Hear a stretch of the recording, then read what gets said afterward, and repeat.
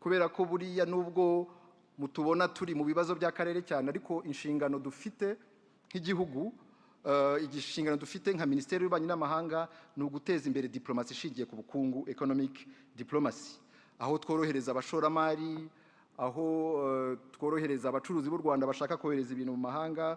Ibyo byose tubikora dusinyana amasezerano n'ibihugu, amasezerano ashinzwe korohereza ishoramari, bilateral investment treaties, ndetse n'amasezerano ashinzwe korohereza abashoramari ngo ntibasoreshwe kabiri, ayo mu Cyongereza bita double taxation avoidance agreement. Twagiye rero akazi kacu muri rusange ni uguteza imbere ubucuruzi n'ishoramari, ishoramari mu Rwanda no kohereza ibintu mu mahanga by'abacuruzi bo mu Rwanda. Hanyuma muri ibyo byo guteza imbere ubukungu hari n'abanyarwanda batuye mu mahanga nabo babigiramo uruhare rukomeye, kuko usibye kubakangurira kwishyira hamwe, gukunda u Rwanda, kurangwa n'ubunyarwanda, hari n'ibijyanye n'ubukungu bakora, arukoreza amafaranga mu Rwanda, ibyo bita remittances. Nk'umushyikirano wa mbere wabaye abanyarwanda boherezaga amafaranga mu Rwanda agera kuri $9.6 by'amadolari. Ubu ngubu aya mafaranga ageze kuri miliyoni 502, ni ukuvuga ko byikubye inshuro 52. Hari kandi n'ishoramari abanyarwanda batuye mu mahanga bakora mu gihugu, hakaba gufatanya ibikorwa bya leta, mwarabyumvise bya China Challenge, dusangire lunch n'ibindi, ndetse hakaba no kohereza abanyarwanda bari mu mahanga bize kugira ngo bafatanye n'u Rwanda mu kuruteza imbere. Hari abaganga baza, hari aboherezwa mu bijyanye n'amashuri y'imyuga n'ubumenyingiro TVET n'ibindi. Ni ukuvuga rero ko na diaspora ifite uruhare rukomeye mu guteza imbere ubukungu bw'igihugu. Ngeze rero ku mutekano. Umutekano mbere You are well aware that Rwanda collaborates with the United Nations when it comes to peacekeeping missions. We're probably the second troop contributing country, with about 6,000 men and women in uniform that operate in Central Africa and in other countries. And the aim is actually to help citizens of those countries. It's not about just sending a contingent in those countries. And we remember that there was a peacekeeping mission that was in Rwanda prior to the genocide against the Tutsi, but it did not prevent the genocide. So in the Central African Republic, for instance, we do try and help them resolve their security issues. And peacekeeping mission is not enough in itself. It is important to deal with the root causes of the problems, such as the lack of justice, the unequal access to resources, to opportunities, inequalities and other exclusions are part and parcel of security issues, and the President has already explained this time and time again. He did allude to the issue with the DRC, and the media, unfortunately, engage into manipulation. People ignore some of the issues, real issues, and then they distort the truth. And the President did explain the source and the root causes of this problem, and which have nothing to do with Rwanda. And back then, regional institutions did work tirelessly to try and find a solution. We had the Nairobi talks to try and help Congolese speak with each other and find a solution to their problems, given that one part of the population was denied basic rights.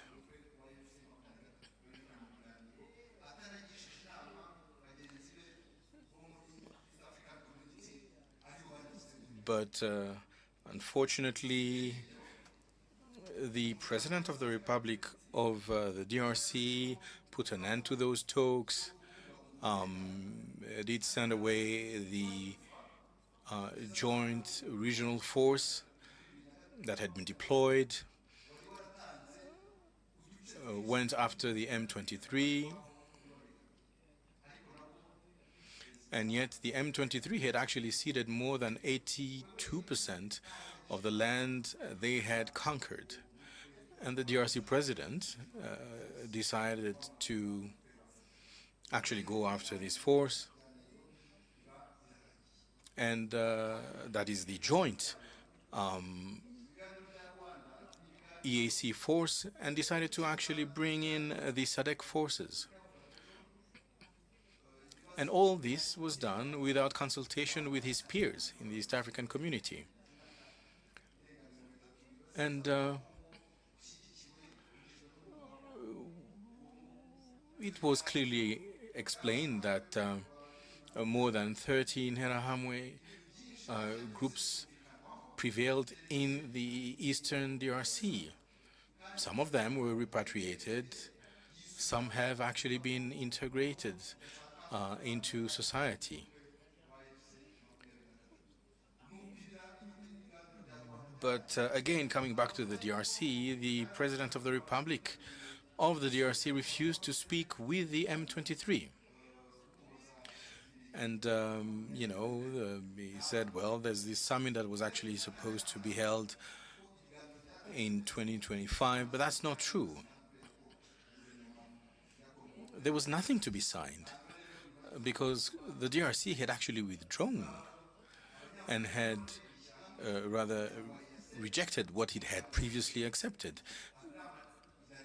Therefore, we organized a meeting in Dar es Salaam with SADC, with the East African community, the meeting aiming at you know, resolving the issue, but the DRC president did not take part in the meeting. And then later on, he went to Qatar and to Washington, D.C., outside of Africa, to invite those countries to get involved in those discussions and talks. And people say, well, it is Rwanda that actually wanted for these talks to actually be held outside of Africa. This is not true.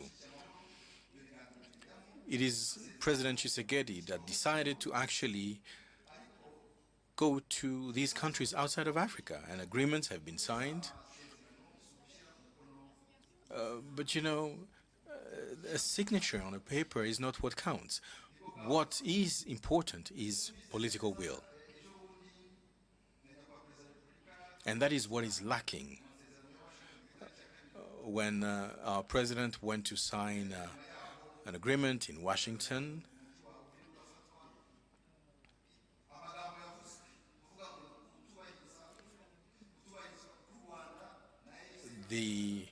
some things happened afterwards. The city of Uvira was taken over by the M23. But as was said by the president of Rwanda, people do not speak the truth. When the agreement was signed on the 24th in Washington, D.C.,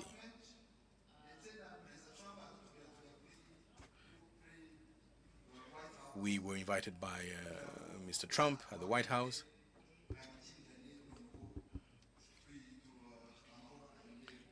And these to find a way to actually implement the agreement. And there were religious leaders who were there. We even had a prayer. Paula White was there. We held each other's hands, we closed our eyes, and we prayed for the region. And my colleague, Teresa, was there, and we, held each other's hands, and everything was well. But then afterwards, there were drone attacks and attacks by jet fighters that attacked the M23 in violation of the agreement. And there were mercenaries that actually were part of the conflict. You've seen the Romans, and they were replaced afterwards by Colombians.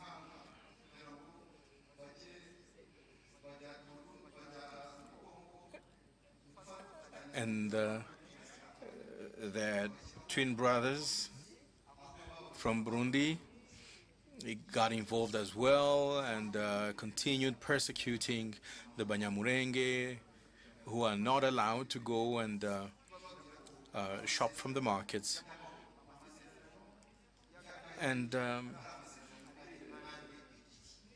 yes, peace agreements have been signed, but the implementation must be done by both sides, by all parties.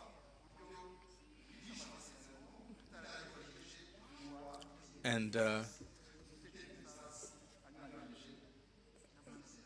it was clear who indeed violated the agreement. This was evident. And I'd like to add that for us in Rwanda, we do support the agreement. We are in support of the agreement. We should be able to resolve the security issues pertaining to the FDLR. It actually establishes a regional economic collaboration framework between Rwanda and the DRC, as well as other political issues.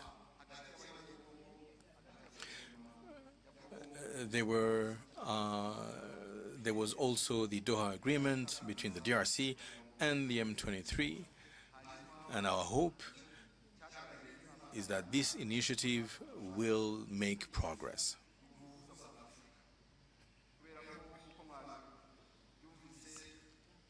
Now, this year,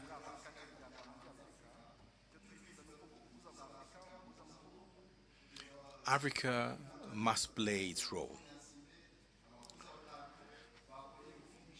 And our hope is that President Faure Nyasimbe and the members of the panel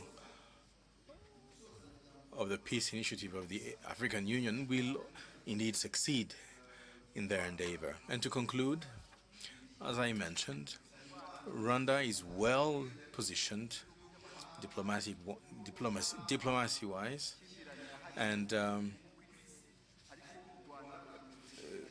although there has been some challenges here and there, this should not and does not prevent us from moving forward with our diplomatic efforts. That's one. Two, Rwanda is peaceful. Rwanda is well protected. And you can sleep peacefully in that regard. We have several plans that are aimed at protecting the country so that we may indeed continue with our development. Thank you.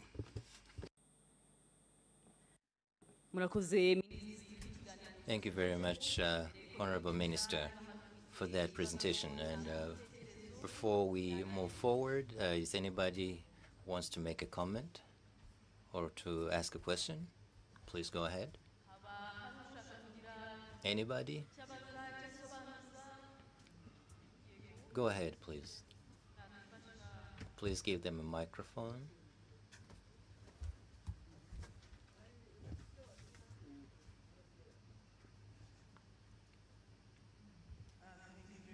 Honorable Minister, my name is Charity Manyeruke, Ambassador of Zimbabwe to Rwanda. I really want to appreciate greatly your presentation, which is very insightful. Acknowledging all the peace efforts related to the DRC conflict.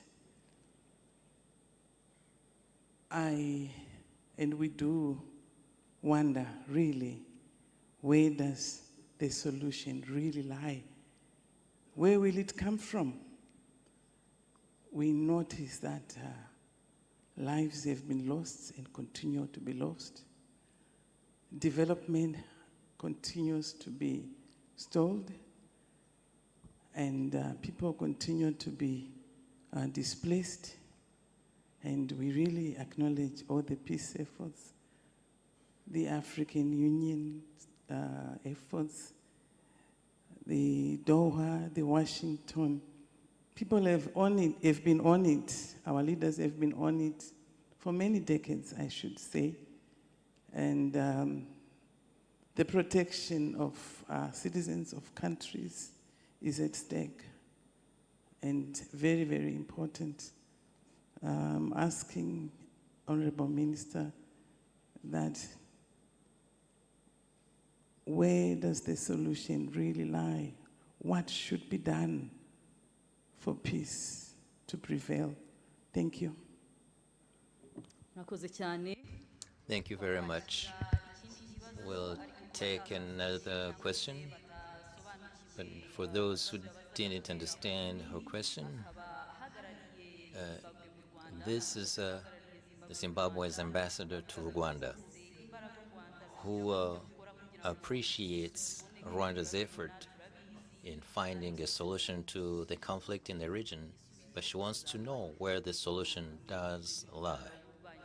So the Foreign Affairs Minister will take on the question. If there is any other hand, we'll take one more, maybe two. Go ahead, please. There's a hand at this side of the room. Please go ahead.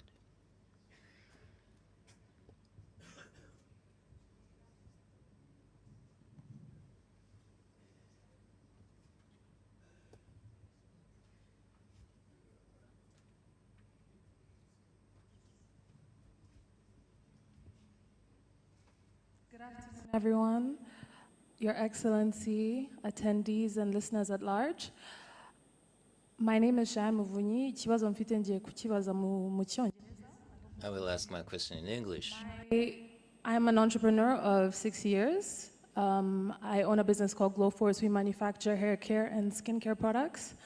As an entrepreneur, I frequent a few institutions, namely Rwanda FDA, Majirwa, and occasionally REMA as well. When I frequent these institutions, there is an issue I face across all of them, which is that when I'm going to apply for a license or certain certification, they will give me a list of requirements. I take the week or 2 weeks to fulfill these requirements. I go back, and then they give me another list of requirements. This wastes a lot of time. Mind you, these things I'm applying for have been applied for by other people, so the list of requirements is known. My issue is, why aren't I given an exhaustive list to save both time and to be more efficient? I have asked, whilst I'm on the ground, to several workers of these institutions, why do you do this?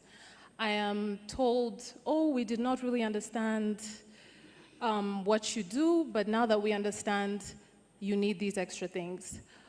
Why not ask me an exhaustive list of questions so that you're able to understand my business before you give me a list of things that I need to bring? I would like to end on a positive note. Through my 6 years of entrepreneurship, Rwanda Standards Board has been an amazing institution to work with. They have been very knowledgeable and willing to help, and they also have a really good program known as Zamukira Ubuziranenge, which I am a part of, and I encourage every other young entrepreneur to be a part of. They have very valuable trainings there.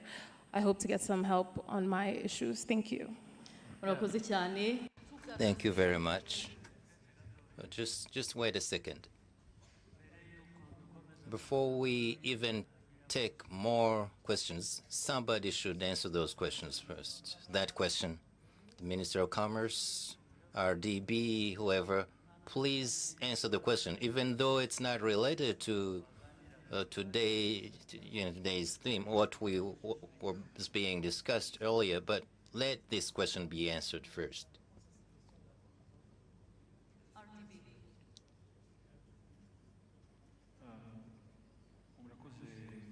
Thank you, Your Excellency, the President. Was raised is the very reason why we created the one-stop center.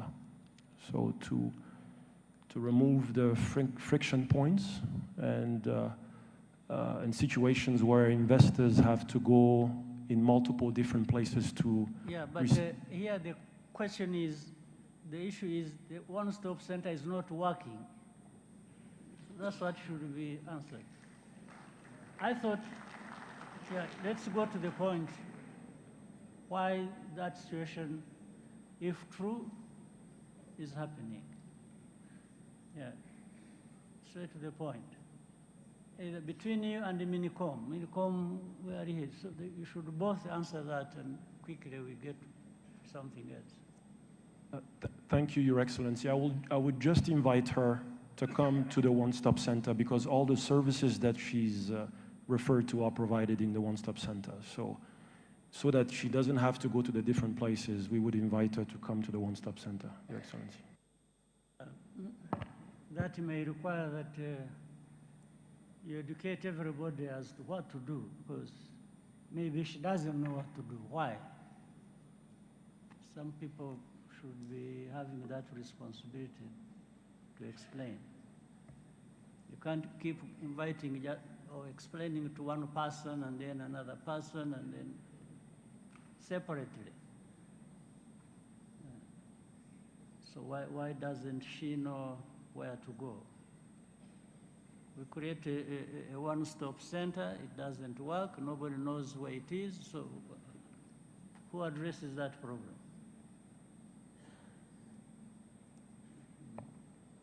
We must... Okay, Prime Minister, this matter should be resolved quickly and we are done with. Throughout the system, we can't keep handling one particular case. Yeah.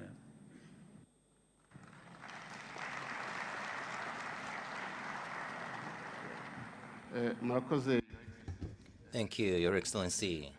You're right, and we understand our task, and we're going to solve it.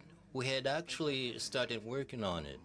We had requested Minicom to bring all those agencies together, regulation, REMA, FDA, so we may have one single framework with regards to regulation standards and all these requirements and the whole process. Like she says, we intend to have one single list with all requirements.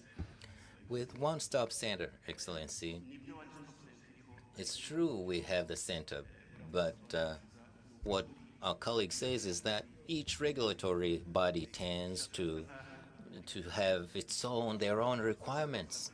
So we have requested that this change, and we promise this is going to be solved very quickly. But here is the issue, Mr. Prime Minister, though you're not explaining it clearly. How many years have we discussed these things here?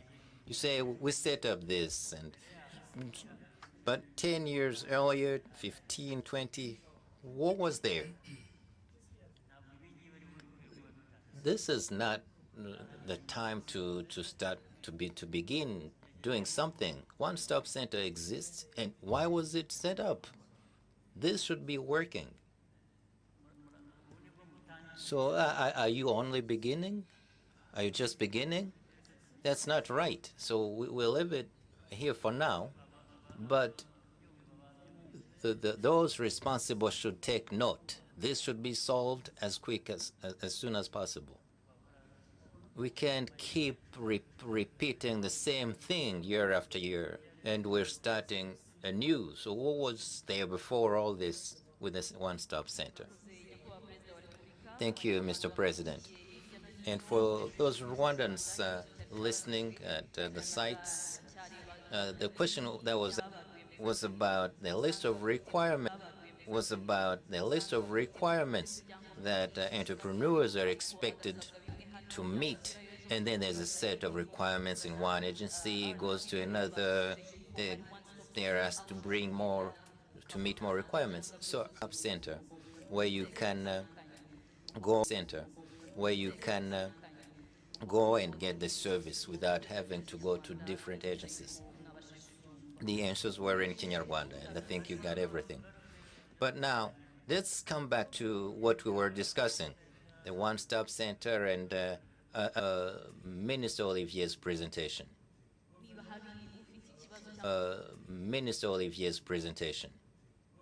There was a hand, actually, somebody standing up. I hope it's related to what Minister Olivier and actually somebody standing up. I hope it's related to what Minister Olivier. An experience. On the 27th of December last year, the spokesperson of the Congolese army went on national television. He said he encouraged Congolese people not to marry Tutsi women. He went on to say that if you marry a Tutsi woman, this woman will be a spy. They will spy upon you and will not. He went on to even speak about every other stigma that I'm not at liberty to repeat here. This is a violation of international law. It be a spy. They will spy upon you and will not. He went on to even speak about every other stigma that I'm not at liberty to repeat here. This is a violation of international law. It is hate speech, and it is also incitement to genocide. Now, in international law, the Tutsi, just like any other ethnic group, are a protected group. Now, here we are. This person has not been taken to justice. This is a crime against humanity, what he did, and he did it on on national television in his capacity as spokesperson of the Congolese army. Previously, a genocide denier called Charles Onana was being prosecuted in France.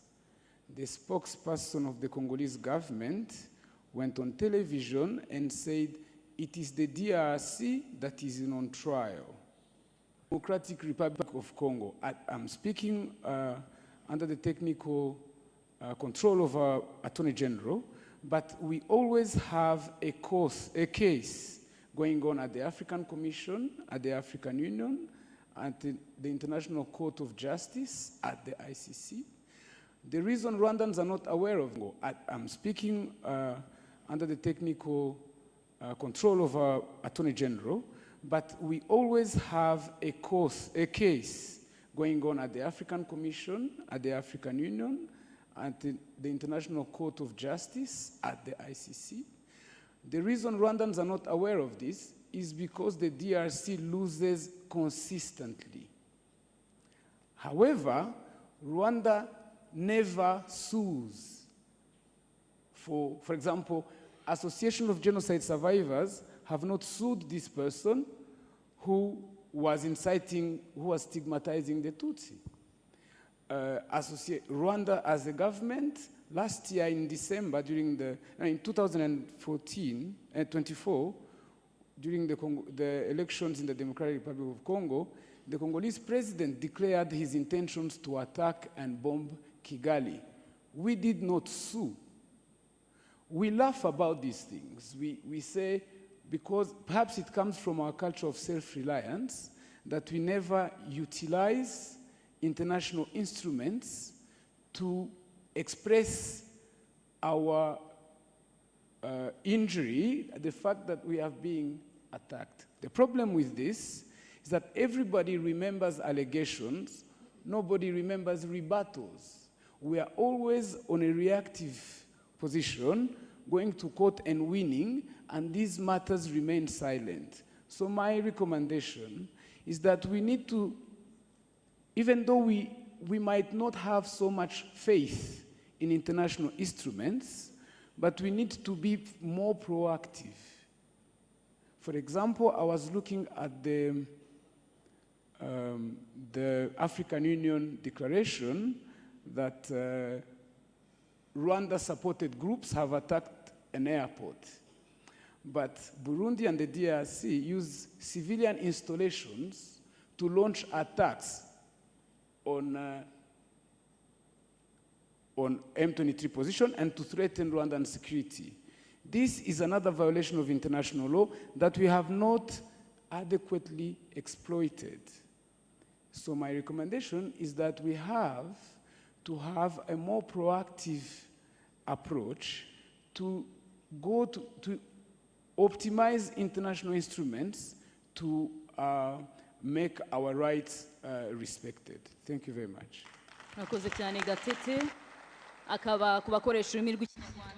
Thank you very much, Mr. Gatete. For those who don't understand English, he reiterated what Congolese Army spokesman said. His statement on Congolese national television, he was inciting for genocide, and that's a crime. He says the DRC always sues Rwanda for this and that, but Rwandans are not aware of this. DRC consistently loses this case, but Mr. Gatete says, why doesn't Rwanda sue? Tell us, Minister of Justice, can we sue the DRC for all these things?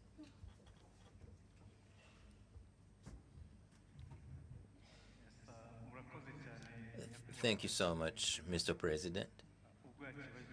Well, he's asked the question in English and going to answer in English.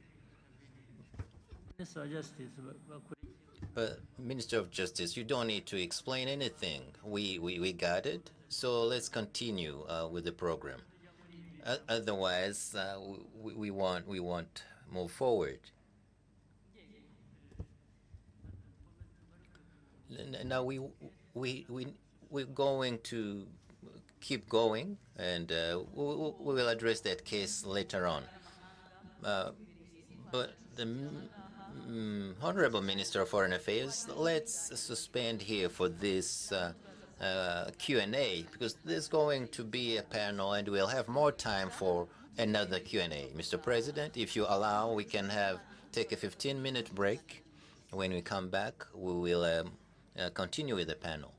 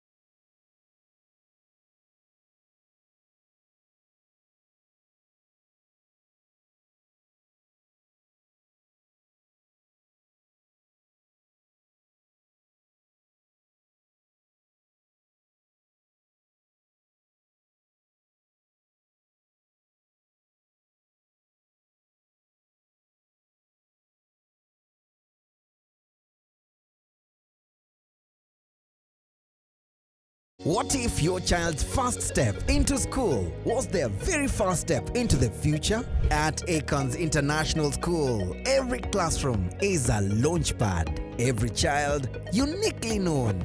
Every lesson a spark of discovery. Our world-class facilities, including the guided reading program, don't just build skills, they build confidence. From sports to science, from music to languages, your child is never boxed in. Clean spaces, happy faces, global minds rooted in care. Because at Akon's International School, wellness, discipline and joy go hand in hand. We offer Cambridge International program from early years to A levels. Choosing a school isn't just an academic decision. It's a decision about trust, care and possibility. Imagine more for your child. Choose us today. Because at Akon's International School, we inspire and empower. Welcome to Akon's International School, Kigali.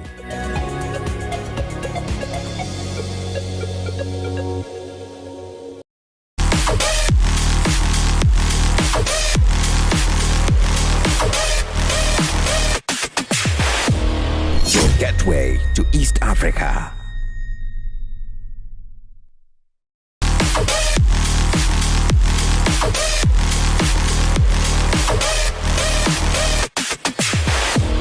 Your gateway to East Africa.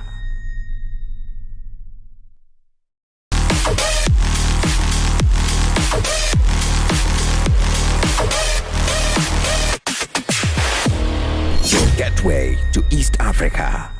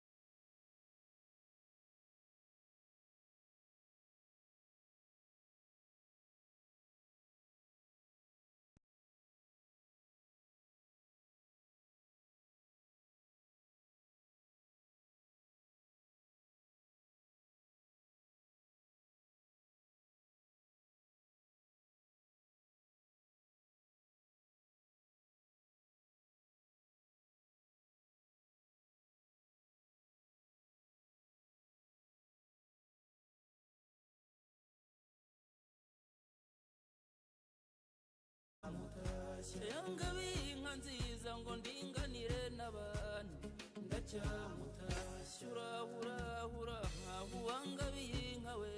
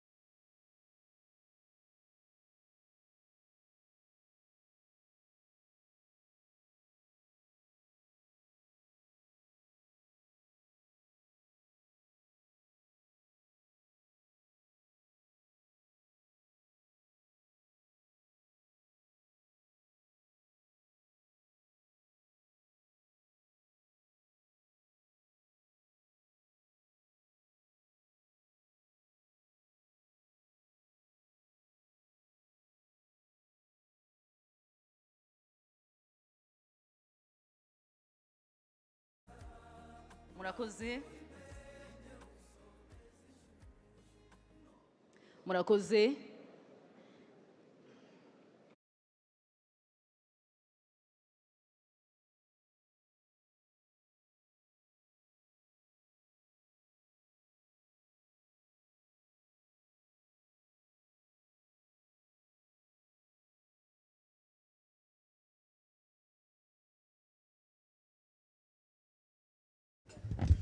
Thank you.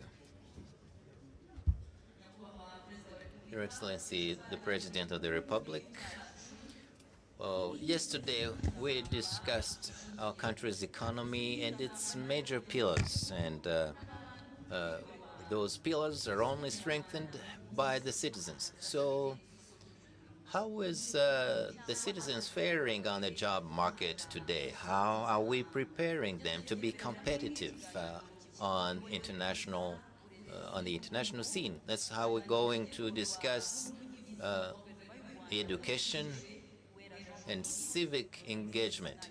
So over to you, Jean Maurice, moderator. Thank you. Thank you, Mr. President. Thank you, honorable leaders and all Rwandans. And as Sandrine says, I'm Uwera Jean Maurice. Your Excellency, I'm the one you recently appointed to be deputy spokesperson on the government. And I thank you for that appointment. Thank you. As the MC said, we're going to tackle 3 points, and those are the foundation if we want to have Rwandan citizens that we want. So we're going to focus on good governance,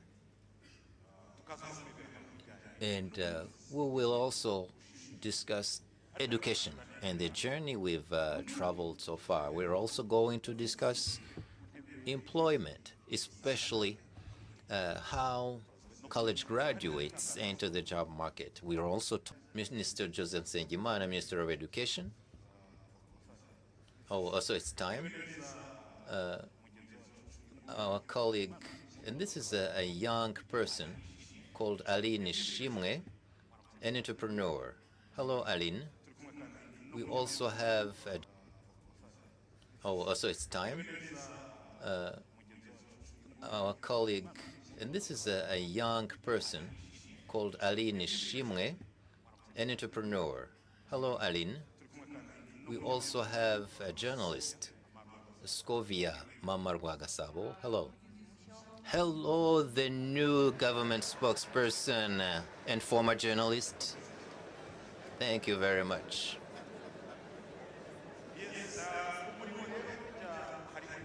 All right, so employment. And within employment, we also have the arts. Hello, Bruce. Hello. Thank you very much, Mr. President. Like we said, good governance. It's true, we can talk about that now. But what is the picture of good governance? You see, when we talk good governance, good service, it's all encapsulated in RGB. With the last 32 years, Mr. President, we used to have what we called Bourgmestre, which is today's mayor. But when a citizen was summoned by the Burgomaster, you know, this is an official who had a cachet, which is a stamp, and a cachot, which is a jail cell, and the cash. So you would go to the commune with your blanket because you were not sure to go back home back in the day. So how is the picture of governance today, Ms. Picard? Well, governance has totally changed compared to those years of cachot, cachet, cash. So governance in Rwanda has changed. We decided to base our governance not on those theoretical ideas, but this is rooted in the citizens' everyday life. So it means the institutions function, the citizens has access to the services, their voice is heard, they are respected and protected. And like you said, you've given that history, so it's a bad history with the example of that burgomaster. So for many years before the genocide against Tutsis, there was bad governance, and institutions were giving services in a discriminated way. So we opted to build a country that ensures that all citizens have access to equal services, they have equal rights. So there was a choice that we made. And Rwanda Governance Board comes in here, and we conduct research annually about governance and services provision. So the research was our choice as Rwandans, and it gives us a picture that shows that we've achieved a lot over the last 31 years. Our governance is much better. There's a trust between citizens and the government. And we also see that there are things, areas where we need to improve, especially with the services area. Citizens can now go to school. Almost all of them go to school. They get knowledge. They use technology. So the way we provide services have to change. The citizens would keep saying, well, it's true we have access to the services, but are they timely? Are they at the level where we need them? Are they technology friendly? User friendly as well? So with education, for instance, a parent could send their child to school, and that was proof that they had good services, the right services, necessary services. It's the same today, but in addition to that, they want to know if the skills they get in the classroom prepares them to the job market with the emerging sectors, so they have a better future. I say that we have institutions that function properly, and the development we've achieved is not just because of government institutions. It's thanks to partnership and collaboration between government and the citizens. Between 2008 and 2011, Rwanda succeeded in removing 1 million people out of poverty. That was a miracle, according to all standards. So we, the citizens, play a major role in making this happen, because citizens adopted and owned the government programs, especially Girinka program, 1 cow per family, or shelter for the needy, the vulnerable people. And right after COVID-19 pandemic, we saw that even though the citizens participate in government programs and initiatives, you see how they participate in Muganda community works and citizens' assemblies. Those 2 areas, participation has decreased. So I want to urge the youth to participate more in government programs and let your voice be heard, because in that case, you get more ownership of those programs, and also you contribute with your own ideas, and so you're no longer a beneficiary, you're a partner in those programs. So we're all partners in this 2050 program or project, so to speak, so we can move Rwanda forward and quickly. Thank you very much. It's a very clear vision, and it's a good picture of governance. You've also said that a parent takes their child to school not only to get skills, but also to know that they are ready for the job market.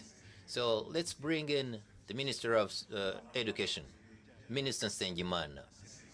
Now, we've been talking about a good service in the education sector. So what is the picture of education 22 years down the road? Thank you, Maurice, for that question.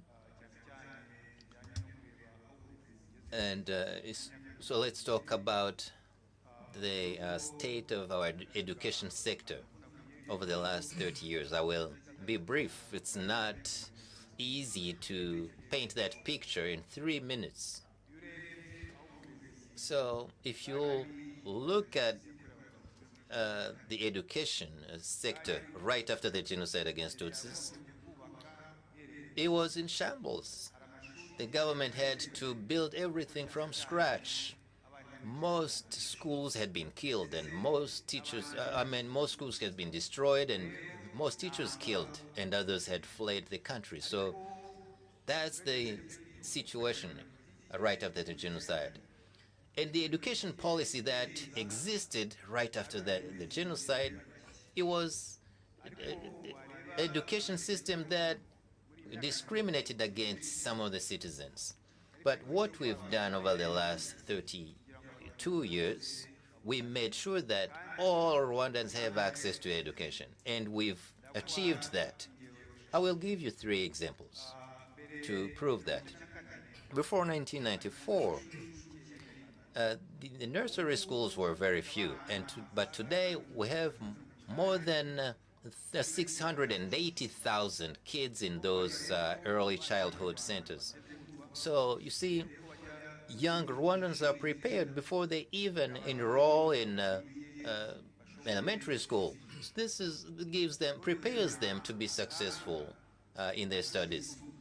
In high school, for instance, in 1994, there were 37,000 Rwandans in high schools, but today we have 788,000 students in high school. So it's been multiplied by 20. This proves that education is open now to everyone, to every Rwandan. Last example that I want to give here with university. In 1994, until 1994, those who had attended university in Rwanda, there were only 2,000. Only last year, the University of Rwanda saw more than 9,000 students graduating. So you see how much Rwandans have really been attending schools. But we're not there yet. For us to reach the goal we need to collaborate, parents and schools. So we urge parents to watch their children closely, to take care of them, to prepare them from a very young age. Because if you bring a child who's not prepared with the basics, bring them to school, then we can't really do much. But if we start getting involved from a very young age, and when you bring them to school, you come with them and you meet the teacher, the headmaster, you know the school, you know how they teach. So that's helpful. So, and if you don't get the right service that you deserve, then go and raise that point. It's your right. And this will help us elevate the quality of the education that we give. You've also mentioned how we prepare those students for the job market. You know that government's policy has strengthened these TVET schools, professional schools. This ensures that once you graduate, you're ready for the job market. And we've invested a lot in these programs because we want to make sure that those who graduate will satisfy the market's needs, the job market's needs, so that those graduates will be able to develop themselves and develop their country. So let's partner, let's collaborate so we can improve the quality of our education. There are challenges, of course. I can't say that everything is perfect, but we're still trying to do more to improve the quality of education. And because of that policy, so that attracts all students to schools, one of the results is that schools are overcrowded, and we're doing a lot to reduce that overcrowding. So we've built 27,500 classrooms between 2027 and 2024. That's a good example. You see, building those classrooms, but it's not enough. And as we get more capacity, more means, we will continue reduce this overcrowding. Another thing I want to say here is that we have old classrooms, and they need to be renovated. And I'm talking about the public schools and schools owned by religious denominations. So together with those churches, we're going to renovate those classrooms so our students don't have any problem stemming from the state or of those classrooms. And we're also training the teachers. I spoke about English yesterday, but we're also working on other subjects as well, because we want our teachers to be well equipped to train our students. So we're investing a lot on those fronts. And the President of the Republic said it yesterday. We need to answer we need to be responsible. So we have responsibilities, and we should be ready to meet our responsibilities, our goals of teaching, managing the schools, or even at the ministry level. Thank you. Thank you very much. I believe that accountability is indeed important. And if universities are actually producing about 9,000 graduates, this is good. But the problem is, what are you going to do with all these people? You have a lot of people who graduated last year, but they're still unemployed. Aline, you've been unemployed before. Thank you, Mr. President. I'm very happy to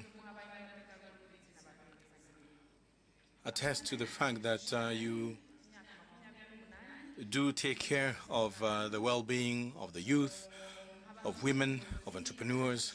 I am a married woman with one child, and I have a hotel called Karisimbi Resort in Musanze. And to share my journey, I was born in Gicumbi. Well, yes. Indeed, yesterday it was said that children were stunted. I'm definitely not a reflection of that. So I studied computer science at the Kigali Institute for Science and Technology. And I decided not to stay home and do nothing. I went to the Musanze city, and I thought about what was attractive in Musambi, and that was tourism. So I went around hotels, and one of the hotels recruited me as a receptionist. And I was very happy, and they were happy. You know, I was very happy, I was promoted. I became deputy director of the hotel, and thanks to Imbuto Foundation, I went on to study hotel management. When I finished my studies, it was a good thing, but I was faced with a challenge because customers were complaining about services, and I realized that some of the staff were not actually trained. You know, they were trying their best in practice, but they did not really learn much about tourism. So I decided to train them internally. And then, through various discussions, and I should mention that there were quite a number of girls in the staff, and they were very happy because they could see that another woman, myself, was appreciating their work. And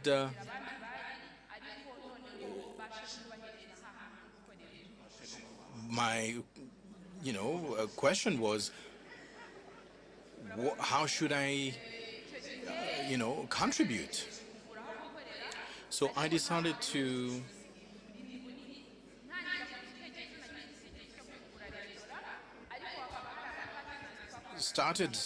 I started drawing plans, and I wanted to have a restaurant, and some partners told me, why don't you actually focus on building an Airbnb? And I said, no, it's not only about money. I'd like to build something that I can leave to my children, something sustainable. So I found a hotel that had been closed. I visited the hotel. I found it to be okay. And then I found some money to rent the building. And that is how I actually decided to set up this Karisimbi cave resort.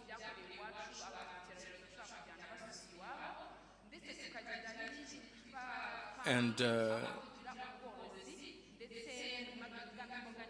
this is a tourist hotel. We have a garden, there are caves, we grow vegetables,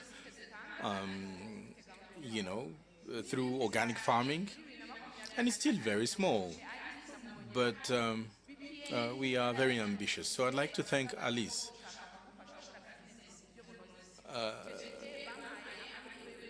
Nubian got in touch with me and told me that they wanted to improve on my business, and they trained me so that I could actually work more efficiently, more professionally, and they put me in touch with other entrepreneurs who had more experience. So to conclude, Mr. President, I believe that all these programs are really good, but particularly the one that aims at exchanging with German entrepreneurs, and particularly in the tourism industry, to understand what tourists expect from, such an establishment. And I actually went to Germany. So this agenda is there, and, we need to work hard on this. Number two. And we hopefully get some money out of it, but we need to be careful.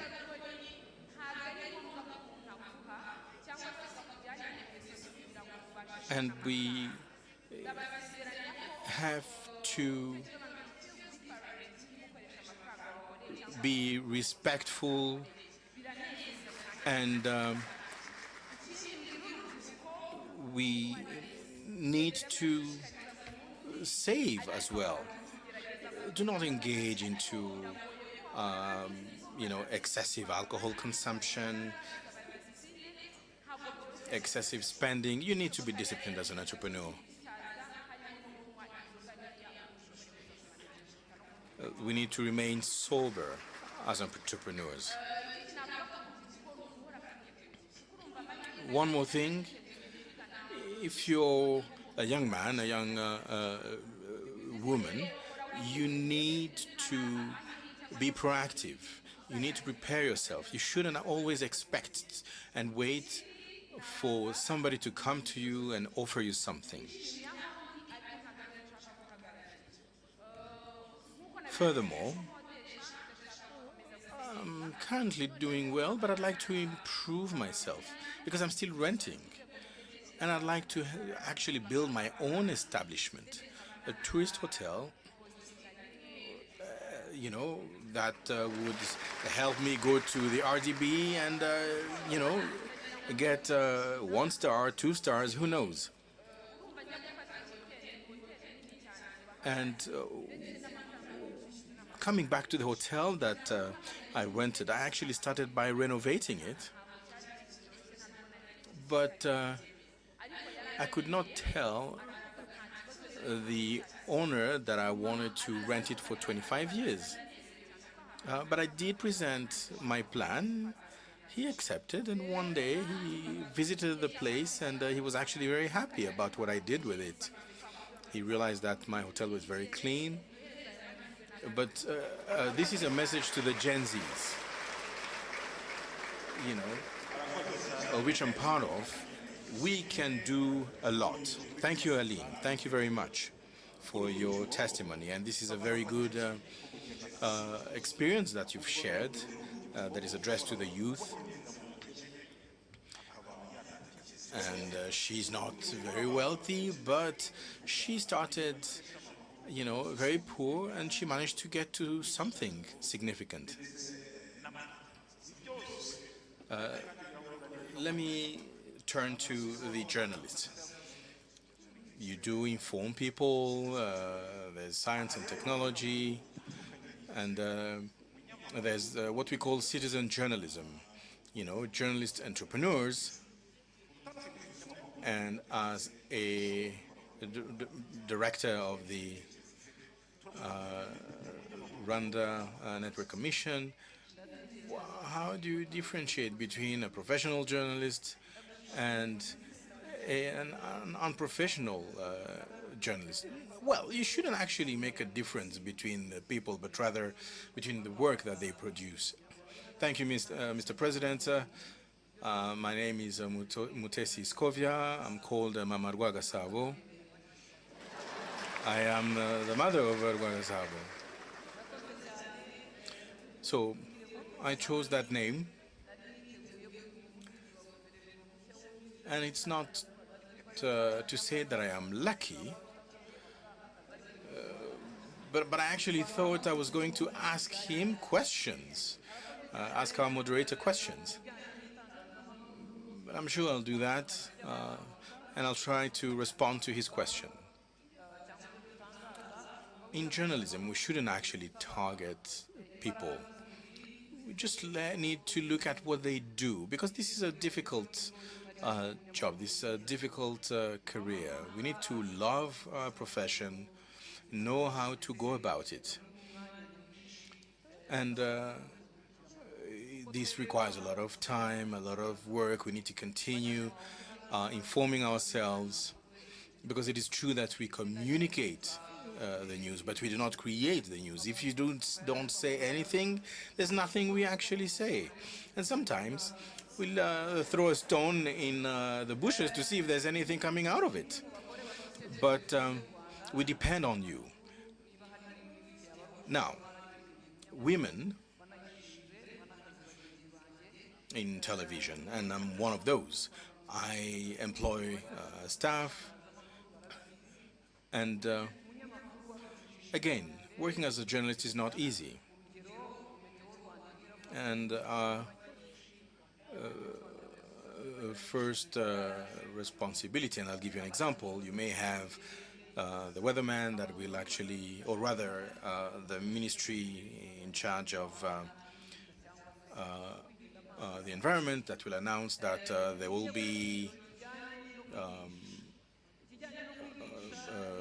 big rains, you know, we'll announce it. Number two, we educate. Whether it's in Gicumbi, Nyabihu, Muhanga, and other areas where children suffer from malnutrition, we'll have some leaders that will actually speak about the problem, but then we'll actually explain to the people what malnutrition means. You know, the quality foods that they should feed children. And we explain that if they do not feed their children quality food, that their children may actually stop going to school. We get in touch with Minister Sabin, the Minister of Health, engage with him. And then a third role that we play is leisure. Bruce Melody has gone to Shirongi, and if he climbs the Shirongi Mount, the question is, how is he actually going to come down? The other day, we had military staff that were engaged in a competition, and I believe the chief of police won. But in any case, they continue serving the nation despite the competition. So, those are some of the things that we engage in. Mr. President, I should say that, citizens are my clients. Do people actually visit my website? You should visit my website.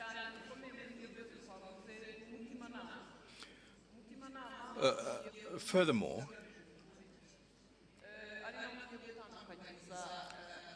I think we should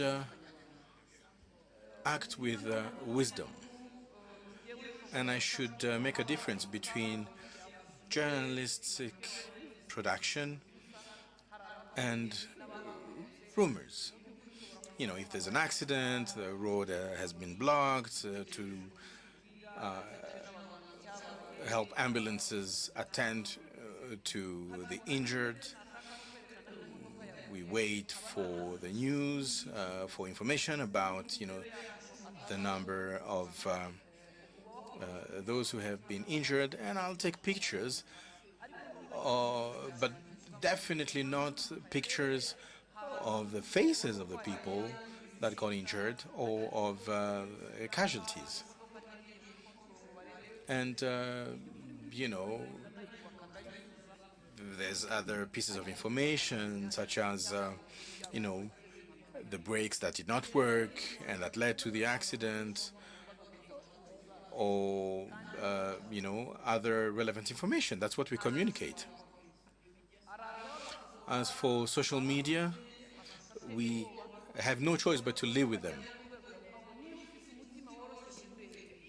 But at the same time, you'll have some social media that will actually take pictures of people with their faces clearly visible, and that's not professional at all.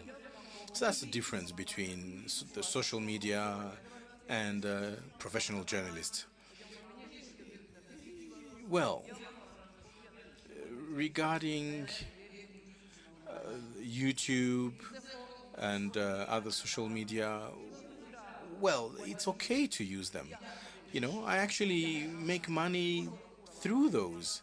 And the problem is not YouTube, but the problem is YouTubers that always try to shock people and interview people that suffer from mental illnesses. And that is an issue. Some people, for instance, enjoy showing shocking images of football supporters fighting each other. This is not proper. And sometimes we actually get in touch with the Rwanda Investigation Bureau when there are violations. Because you have people insulting others who have no respect. And these are very bad habits. And these behaviors are propagated, and then people start saying that this is the media. No. I think journalists have to do their work, and but we need support. Mr. President, I once wrote a comment on X and said that punishing those who violate the law is right. And I remember something, in my household, I was discussing with my kids, and I just told them, hey, if I do this, Dad will kill me. And the children were actually shocked, and I said, no, okay, I probably misspoke. He's not going to kill me. It was just an expression. So that's why we have to be careful with the words we utter. One of the speakers talked about the Nzove road. And when there's issues pertaining to infrastructure, we get in touch with leaders, we ask questions, and then we communicate to the public. And, we have to sensitize the population about not misusing electric poles. And yesterday, I believe something was mentioned about cooperatives. And it is true that there are projects, cooperatives, that are being mismanaged, and this is very serious. And we need to communicate about that.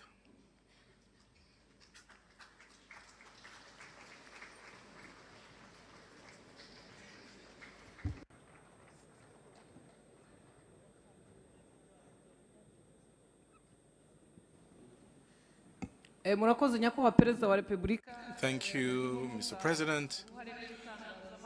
I was speaking about the role of journalists and the roles that we must play. And as I said, we need to make sure that citizens are in touch with their leaders. And I was giving an example of the road leading to Skol that is problematic, and other roads that are in a very bad state. And I was talking about embezzlement of funds by leaders. And our intention is to make sure that citizens and leaders can actually speak to each other. For instance, in Nyagatare, we heard that there were about 700 liters of milk that had been taken by the director of the project. But I think it's important to educate the population about government programs, about projects. And Mr. President, to conclude, I'd like to say that the work that we do as journalists, as part of the media, we are faced with challenges. And there are journalists that you do not see or hear anymore.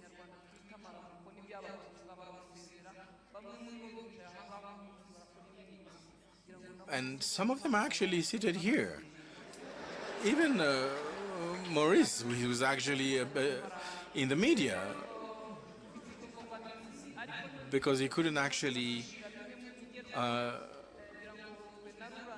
we do not survive per se when it comes to getting money out of this profession.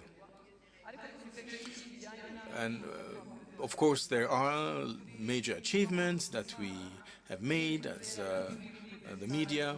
Some improvements have been made.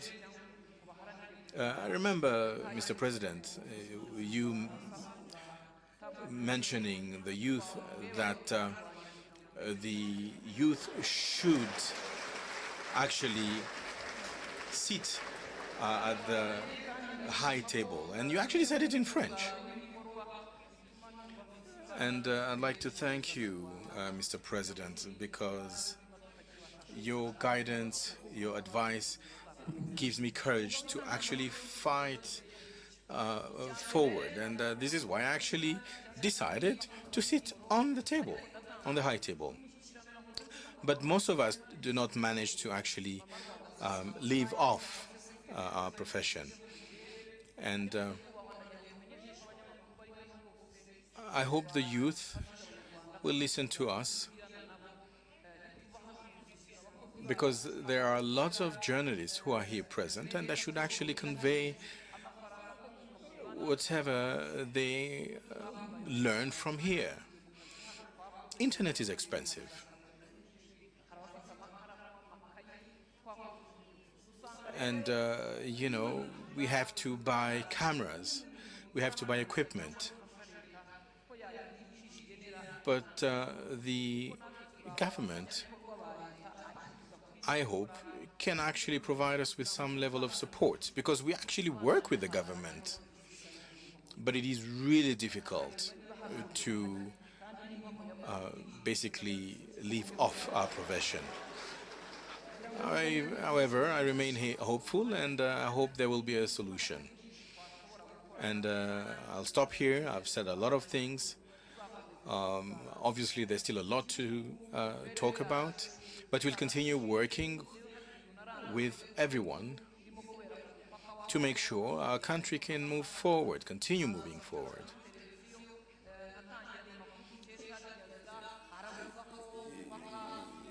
You know, I sometimes hear that Al Jazeera said that this happened at the border of this or that country. Why can't I actually go myself to the border and find out what is happening? Thank you very much, Madam Scovia Mutesi, Mama Rwaga Sabo. For correction, the universities do not produce 90,000 students or graduates per year, but rather 9,000. This was clearly indicated by the Minister for Education. And he gave the example of the number of graduates last year alone, whereby the University of Rwanda saw the graduation of 9,000 students. Thank you very much, Madam Scovia Mutesi. You've given us an overview of the media in Rwanda.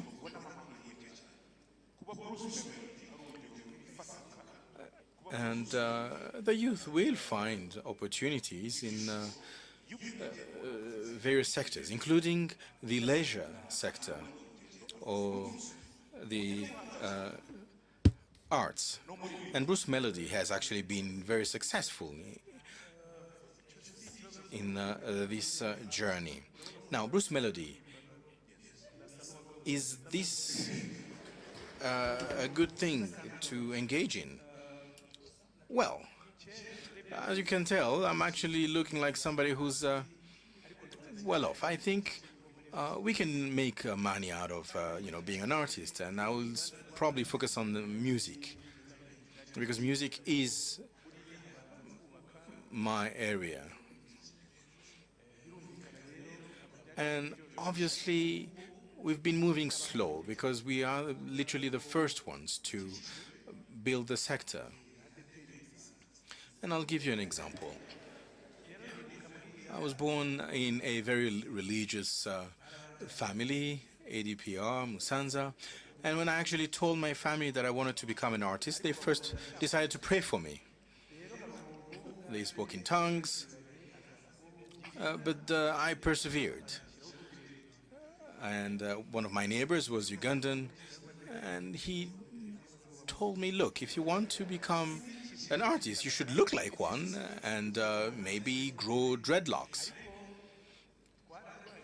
And I told my mom, she told me that was actually the work of evil spirits that was in action. But, you know, with time, we actually proved that we were indeed producing some quality work. We were helping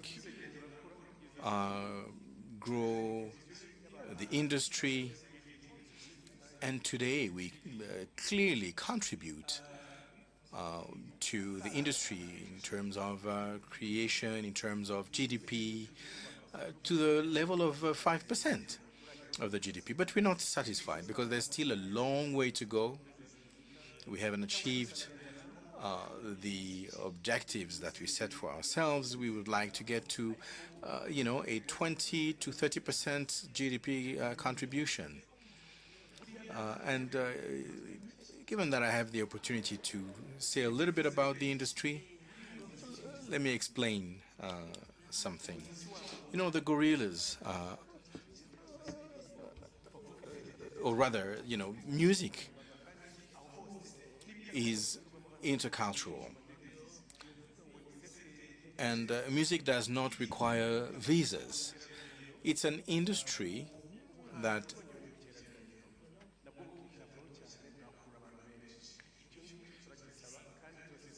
when invested in tourism could actually grow the sector as well. So we'd like our sector to be supported as well.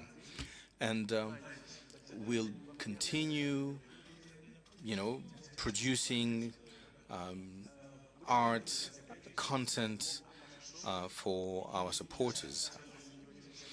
In my music, I like to actually show images of the city of Kigali, of my country, and I have a song titled Caterpillar, and the images of the video of the song were actually taken from the city of Kigali.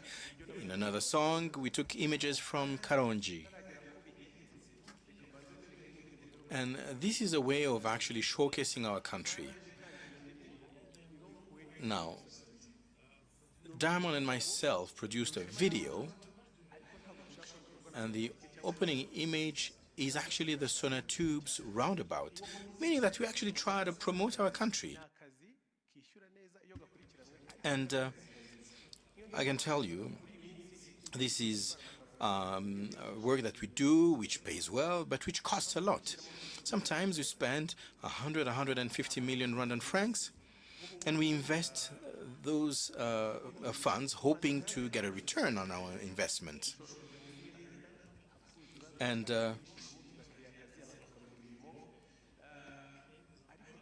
obviously, we help create jobs as well, and we always hope to get infrastructure made available to us. And for instance, we'd like to organize concerts with about 60 people at the Amahoro Stadium.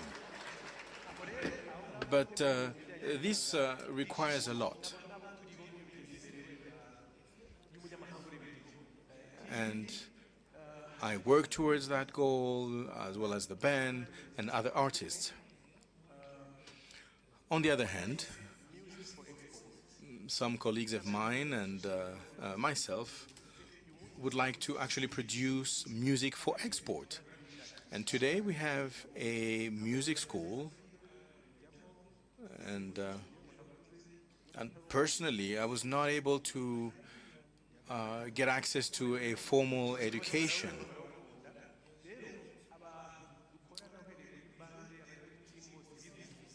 And I work with people who actually did study music, meaning that we have professionals in the industry, and this is why we actually have to work hand in hand with the tourism sector.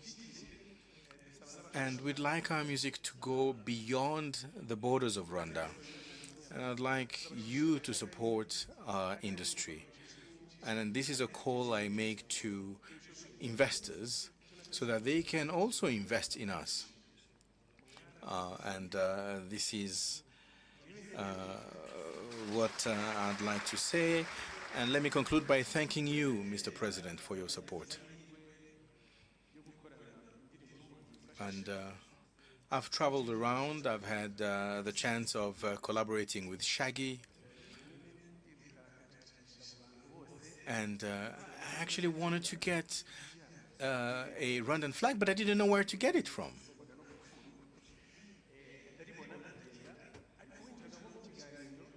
However, I actually understood that it was possible to get it through Irembo. And when I was interviewed, I was asked where I come from. And I explained that I was coming from Rwanda, that my name was Bruce Melody. And people didn't actually know where Rwanda was, or, which country I was talking about. But when I actually spoke your name, Paul Kagame, people actually understood where I came from. And obviously, I'm very proud of my country, and this gives me a lot of joy. Thank you so much, Bruce Melody. That's quite an interesting journey. So we've been talking about education. Our education system produced an entrepreneur like Ali Nishimwe. She's young, but she has a vision, including job creation. Scovia, you've also explained how journalists should be responsible, and they are doing that already. Bruce explained that music contributes to tourism. So I thank all of you, the panelists. Now, Doris, now back to local government. We've been talking about capacity building, or continuous education and training. So what is the situation today? Thank you. Now, local government. This training is there, focusing on reforms. We're doing a lot to review how people set goals, this Imihigo process, focusing on issues in districts, also taking into account the environment issues. So I want to tell you that the citizens should really understand that Imihigo is not a contract between the government and the local leader, but it's also between them and the citizen. So there's that dynamic. Thank you. Now, Minister of Education.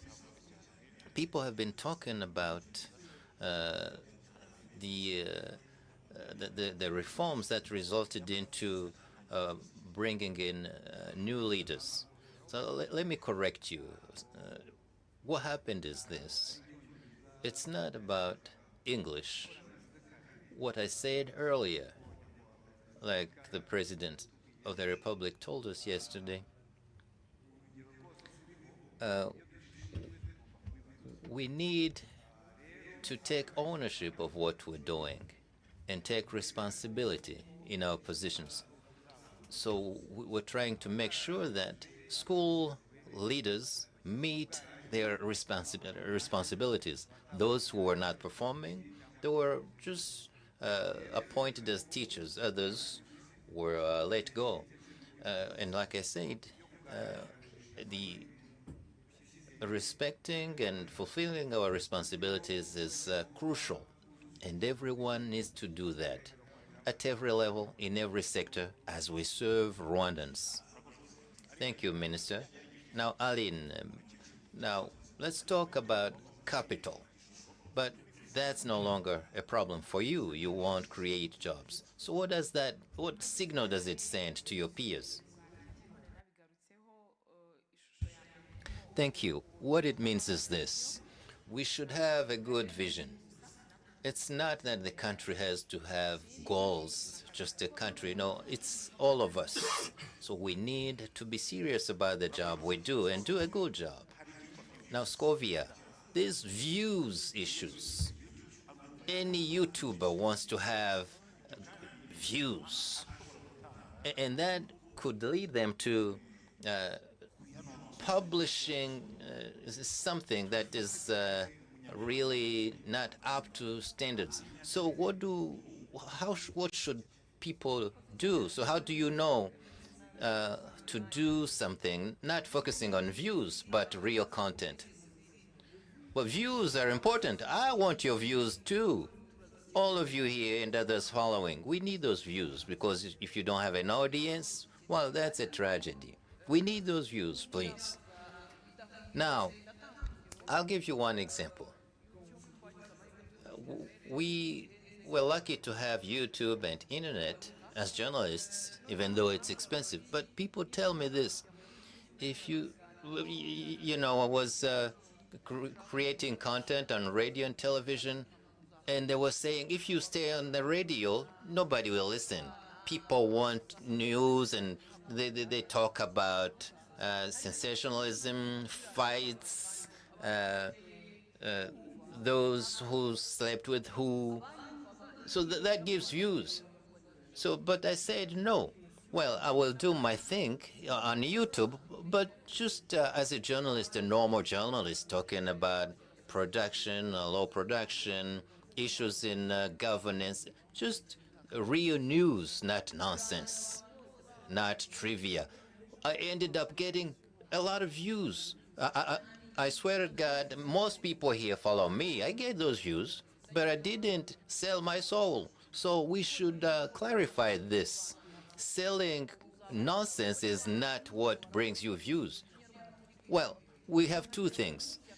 You have followers, and you have other people who are just there to see the kind of crap you're spreading, and they're looking at you, criticizing you. They are watching you too. You get those views too. So I really need your views in Rwanda and abroad. I need your views, but come and listen to me, not to see how bad a job I'm doing. So now back to you, Bruce Melody. Now there are young people who feel they have talent. So how do they, where do they start? Thank you. I'll give you a few examples.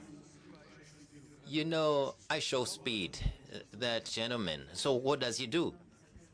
Well, he tours places and takes pictures of himself and selfies. So if you want to use the internet, you have a smartphone, you can take selfies. Yes, you look good, but if you're not doing anything, even though you have those assets, well, it doesn't help. People are scrolling mindlessly, but you should be different.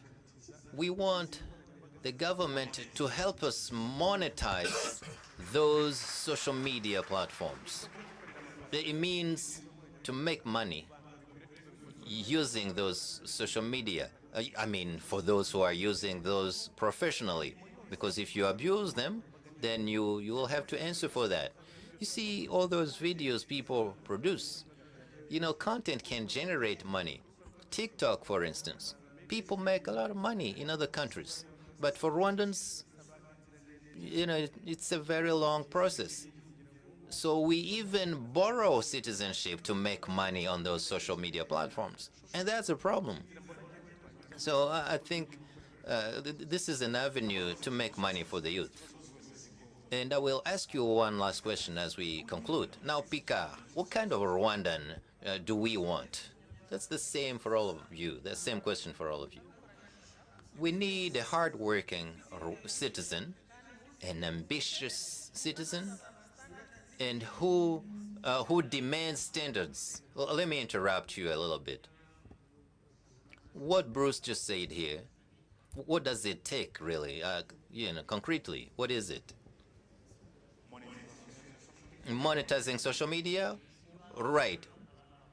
So what's the problem in Rwanda for Rwandans in that regard? Why do you need to borrow citizenship to make money on those platforms? What's the issue?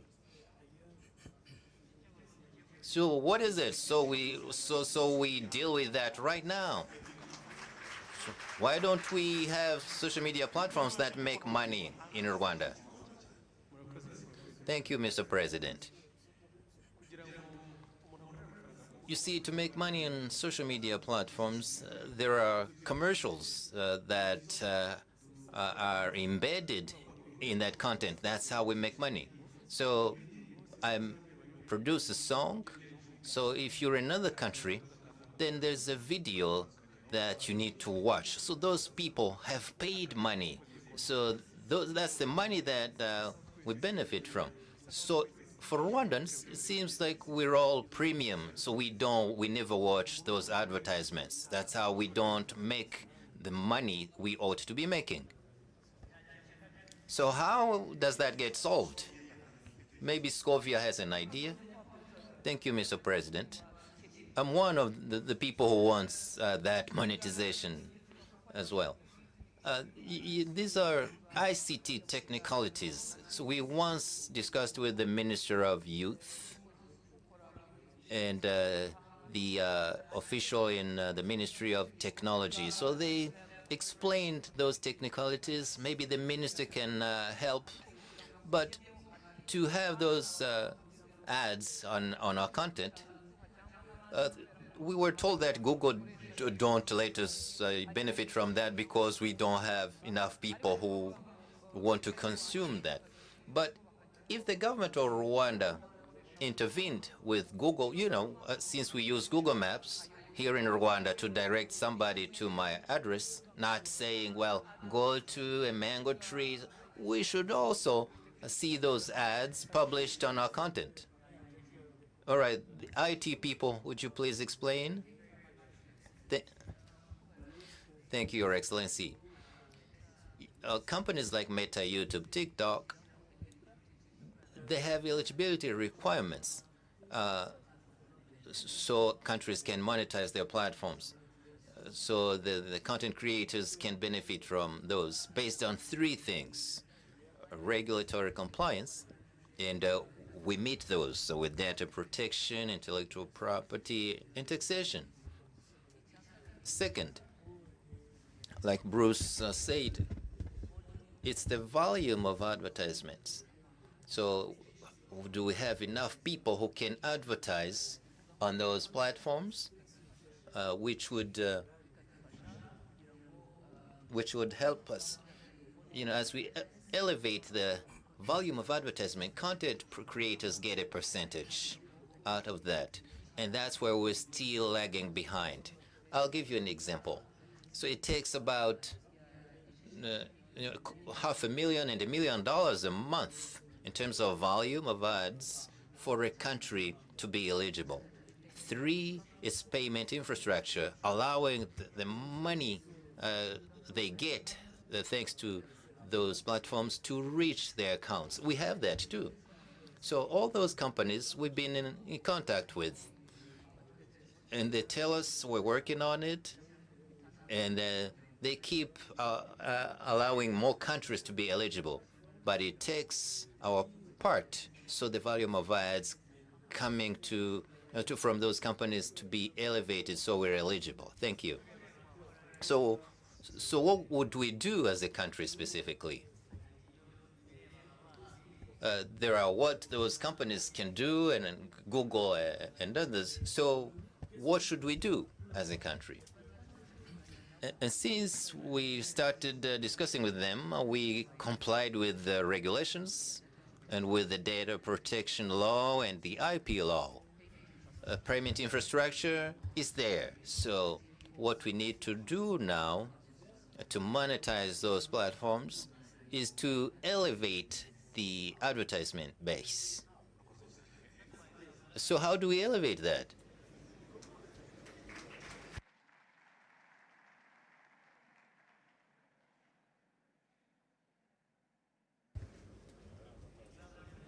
How do we elevate that base? Do we increase that base? Your Excellency, that's our homework. All companies should know that social media is a place where you can advertise, and it has a network effect that helps local content creators. So it's a question of ignorance, right? So content creators know this. What about the companies? The companies need to, so how will they know? We need to mobilize them. So we should do that. So we should start mobilizing them. Thank you. Thank you, Mr. President. We're coming almost to a close of the panel, but Minister of Education, what kind of Rwandan citizens do we need? We need a self-reliant company, Rwandan citizen, a dignified citizen. It's a hard-working Rwandan. Now, Scovia, over to you. We want a Rwandan citizen who's able to discern, so they know trivia nonsense from good content, and who follows a good journalist, a professional one. Now, Bruce. We need a Rwandan who's like Munyakazi. Thank you, Munyakazi, meaning hard-working person. Thank you very much. Now we've come to the close of our panel. Back to you, Isheja. Thank you very much, Maurice, Deputy Spokesperson of the government. Mr. President, now it's time for Q&A. We're going to take 3 questions in the room. They will be answered. Then we go to a site, take more questions. Let's begin. I see the people standing already. The floor is yours.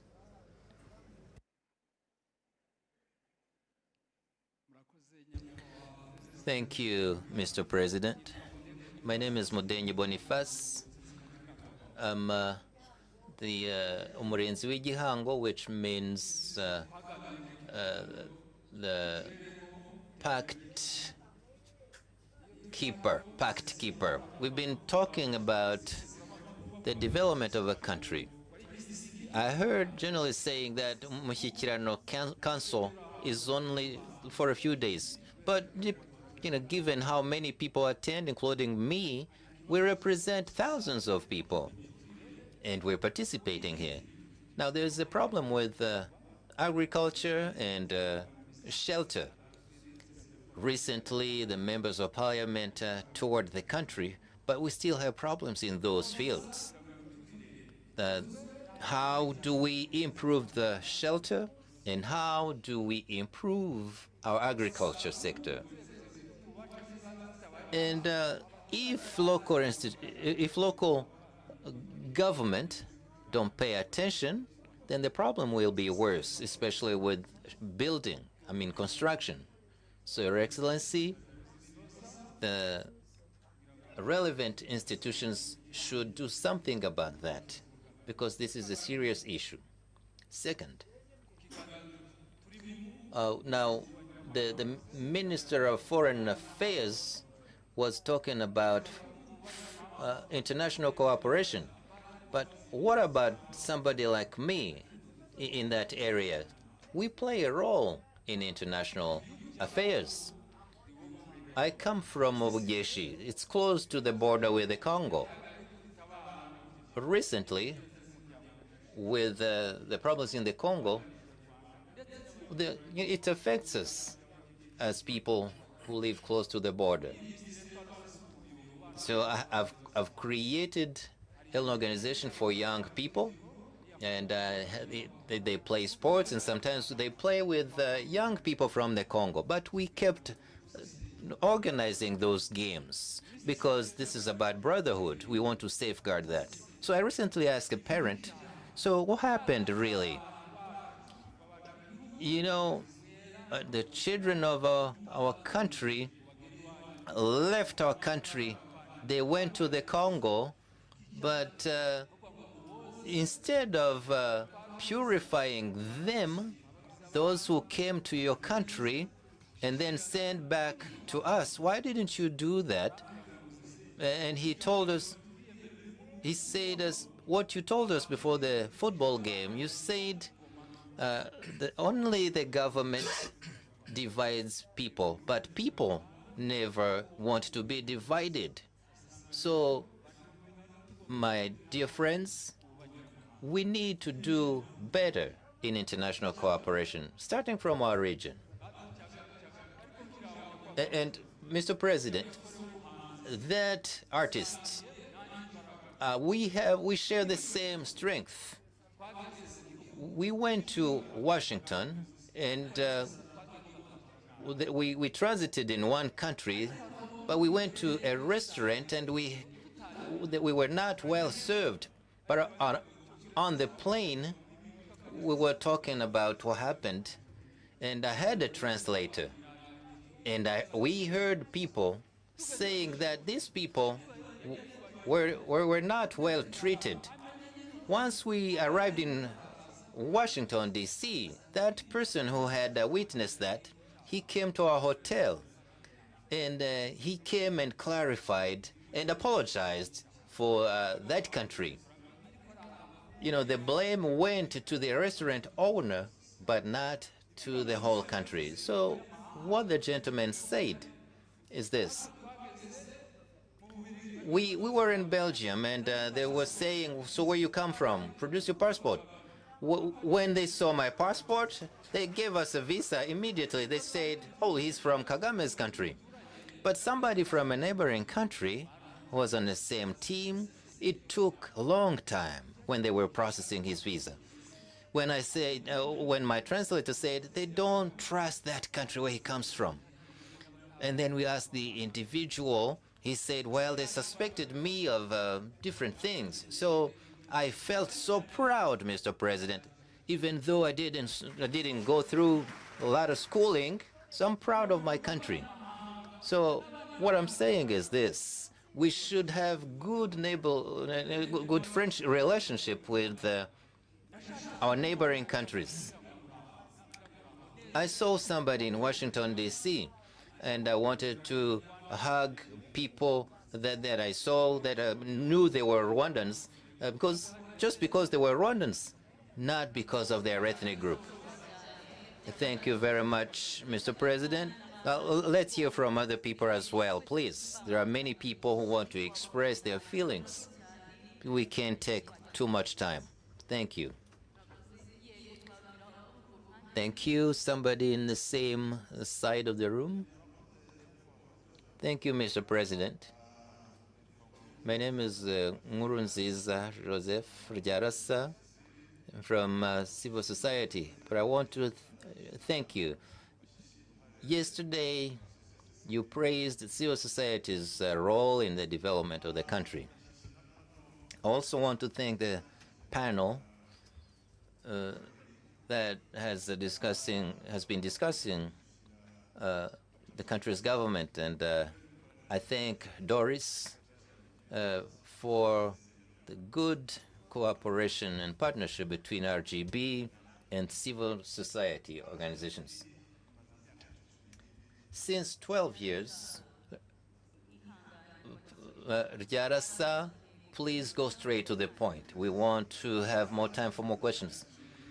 Since 12 years, RGB has been conducting citizen satisfaction research with the service delivery pillar. It always comes last, gets the lowest score. Now, with those reports, do different institutions use the results, the findings of those reports, so that the institutions are summoned to explain what they do? We hear government officials resigning. Is that because of findings from those reports? Recently, with the Ministry of Health, recently people discussed the quality of services within the ministry. Now, to improve health services, are there any specialized services at health centers to test diabetes and other diseases and obstetrics, to reduce pressure on tertiary facilities and to speed up the services? Thank you.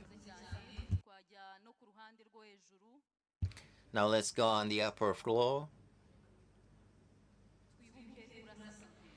Please go straight to the point.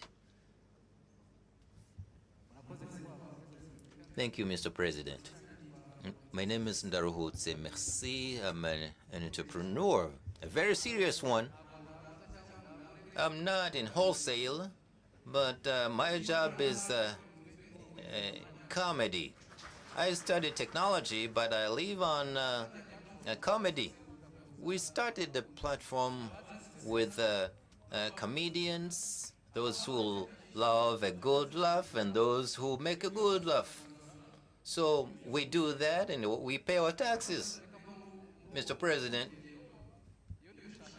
when I try to scout talents, I go to different schools and create comedy clubs. So when they graduate, they can join our Gen Comedy. So I want to suggest this to the Ministry of Education. So please support and nurture young Rwandans' talent from a young age. And that way, when they graduate, they'll be ready to make money out of the craft. I think the first lady for at Rwanda Ubuhanzi, that's the framework that allowed me to emerge. And Youth Connect as well. I was one of the first beneficiaries of Youth Connect with the arts section. It's not easy to strike a good joke and make money out of it. So we collaborate with City Hall. You know, the city is not about just sports and umuganda. It's also about comedy. So we do that twice a month. Mr. President, you've been attending that. I want to invite you to another edition of this Iseka Rusange, and it will really give you a good, get a good laughter out of you. Thank you very much. It has begun already. Now we're coming to this side of the room, and then the questions will be answered. The site that will go first is Gisagara.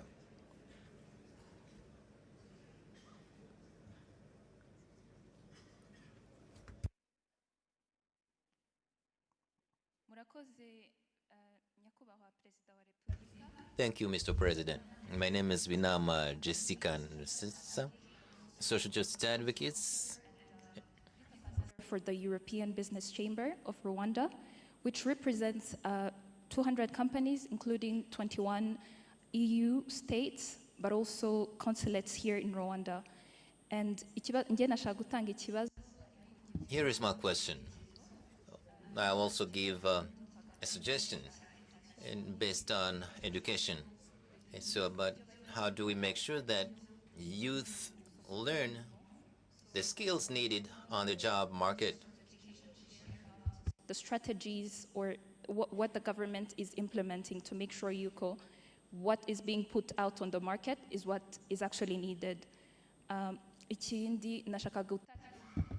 Well, here is what I want to share with you. The private sector, the Ministry of Labor, the Ministry of Education should come together to work on a career development and orientation from a young age. And as we know, we start choosing our fields, our majors early, but if I don't know there's a career, such or such career exists, then I don't choose the right major. It will be difficult a few years later. At EBCR, we organize career fairs every year, bringing together about 100 young people. It's in Kigali only, together with the government and the private sector. We could expand this to other places in the country to benefit more young people. It's a good thing we have Bruce Melody here and Merci.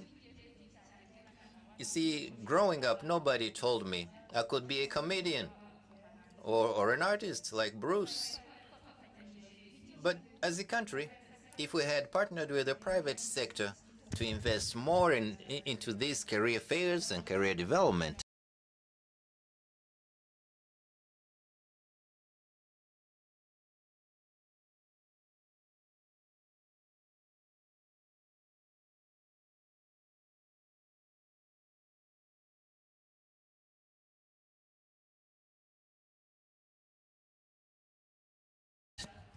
then those fairs would be attended by Bruce Melody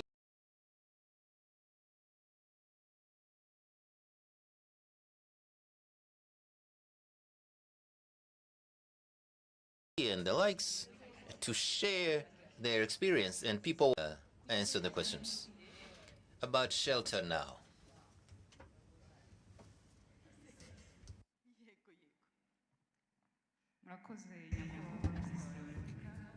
Thank you, Mr. President. These what they said about people building on arable land. We actually have a master plan that shows arable land and land where you can build houses. So 47.2 is arable. The, so those who don't use the land for the purpose that we see on the master plan, that's wrong, and we want them to stop it, and we have a plan to keep explaining the master plan with regards to land use, and we partner with local government agencies to solve those problems. Thank you. Thank you very much. Now, about health, the Minister of State, Yvonne, please. Thank you, Mr. President. What Joseph said about health services closer to the citizens, the major problem over the recent years is the low number of health workers. You see, before 2024, those who joined the health sector were 1,600. And last year, we reached 6,400. And so, which is, they grew fourfold. So that was as per the program we had. So, but there are areas where the numbers are very low. With nurses, we used to train about 200 a year, and now we're training more than 2,000 a year. Now, with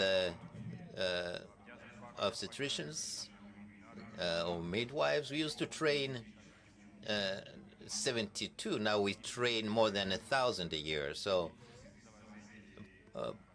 very soon, the services will be much closer to the population. We will also improve the health centers and hospitals with surgery, with especially focusing on children. We used to have 5 hospitals, university teaching hospitals. Now we're going to add 10, so we have 15 hospitals like that. And that will reduce crowding. That will improve the services. We've also been talking about the fact that there are Rwandans who go to seek health care abroad, especially for kidney transplant. But only last year we've done 82 kidney transplants here in Rwanda. So it's a good thing. So we've been able to save $800,000 because of that. And second reason people went abroad was the heart diseases and treatment for that. And now we've operated about 500 Rwandans here. The third is cancer. You see, as life expectancy increases, we also see cancer illnesses increasing. So we're increasing our capacity to treat cancer. We have more equipment here in Rwanda. So we have a factory that produces the products required by those machines. So starting from local hospitals all the way up, we're improving the services so they are closer to the citizens and at a more affordable price. Thank you. Now about education, nurturing talent in schools, matching skills with job market requirements. Over to you, Minister. Thank you, Mr. President.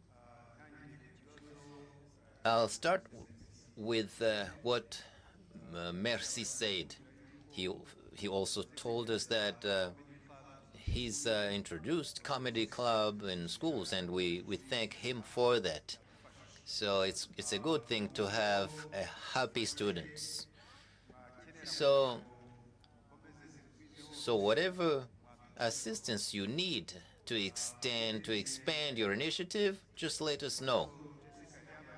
Now, the question asked by Jessica about how the government aligns the education provided in schools with the job market requirements. We do this in different ways, including approaching the private sector so they play a role in preparing school curricula.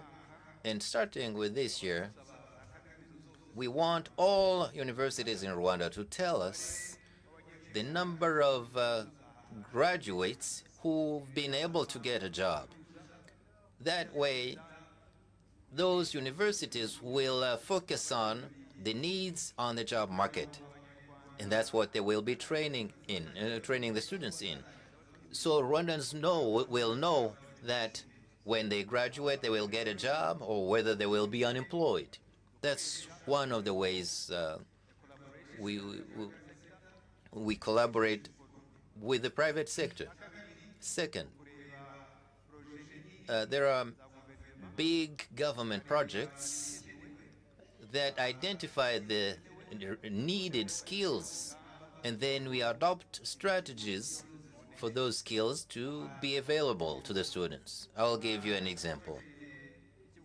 The airport project, that airport under construction, and how the TVET professional schools can pitch in and give the skills required for projects like that. And the third way is career guidance. We have adopted strategies. Now every school is going to have a career guidance professional, at least one per school. And of course, it all depends on the resources we have, and that counselor will help the students in guiding their career. So what you're doing here in Kigali, that fair that is attended by 400 people, we're going to partner to expand this beyond Kigali. So that career guidance is really needed for the students to choose what they can, where they have talent and what they can, and that will be beneficial in their career. Now we're going to go to Gisagara side. Can you hear us in Gisagara? Murakoze.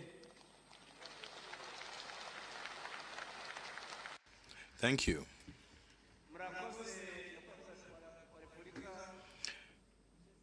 Thank you, Mr. President. My name is Elise Bakundikize, and I am the director of the youth school. And in Gisagara, we love you. And we were actually the first in the last elections. Mr. President, in Gisagara, we live well, thanks to you. And we've actually gotten a new tarmac road. And we thank you for establishing youth centers in Gisagara to help the youth get employment and make use of their talents. On the other hand, we have a training service for professionals. We have a football academy as well. Yes, thank you very much, Gisagara, but would you kindly go straight to the point if you have a question, because there's somebody behind you that also needs to ask a question. Yes, here's my question. RDB should provide certifications to the youth that we train. Thank you. Thank you, Mr. President. My name is Alexandre Nshimiyimana. And there's a lot to talk about, but I'd like to focus on farming. You've actually allowed us to grow crops in the marshlands, and we did that notably in Gikongho, where we have set up factories, you know. We have maize in the Kanyaru Valley, we have rice that is grown, and all that is well, but there's an issue, and that is access to markets. When I was younger, when someone was giving you something, you would actually get support a second time. So yes, you've given us a road in Gisagara, but we'd like you to extend it to Rwagisoro so that we can easily accede to markets and avoid spoilage of our harvest. And this will help us a great deal. Thank you very much. Yes, the road. Could we get a response about that? Thank you. Thank you, Mr. President. And Alexander is actually right. This road is very urgent, the road between Rwagisoro and Gisagara. And we're working on that.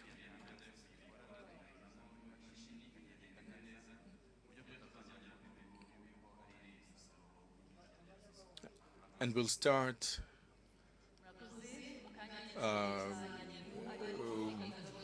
improving, rehabilitating the existing roads before we tarmac them.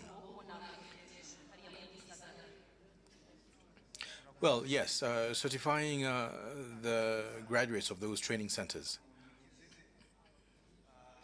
Yes, thank you. I'd like to thank Kundikize for his question. And there's a process that is established to request for certification of such trainings. And you may actually get in touch with the educational director of your district for guidance, or get in touch with the ministry directly. So there's a certification process, conditions to be met, and so long as they're met, that should not be a problem. Let's now move to Nyabihu.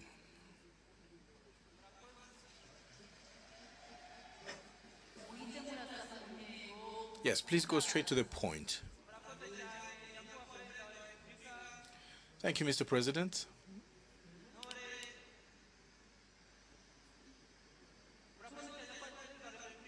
Once again, thank you very much, Mr. President. We can hear you. Please go ahead. My name is Elise Nzaramba. I'm a young man and taking part in the nation building of our country. We thank you for all that you did for Nyabihu. Mr. President, we'd like to ask you to establish a modern youth center in Nyabihu.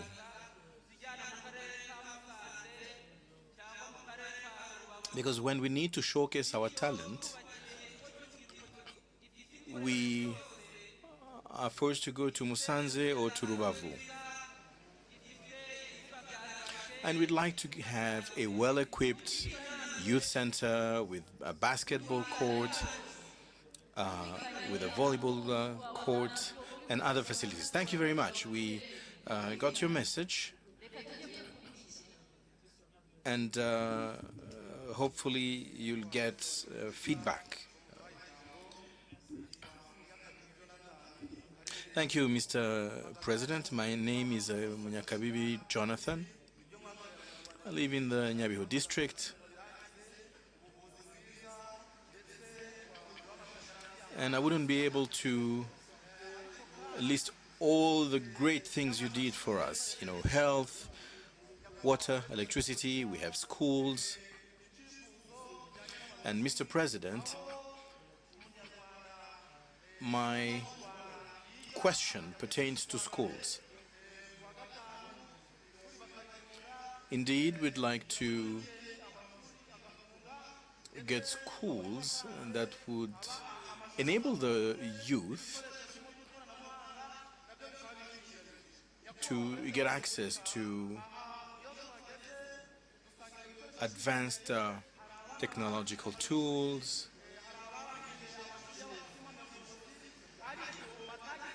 and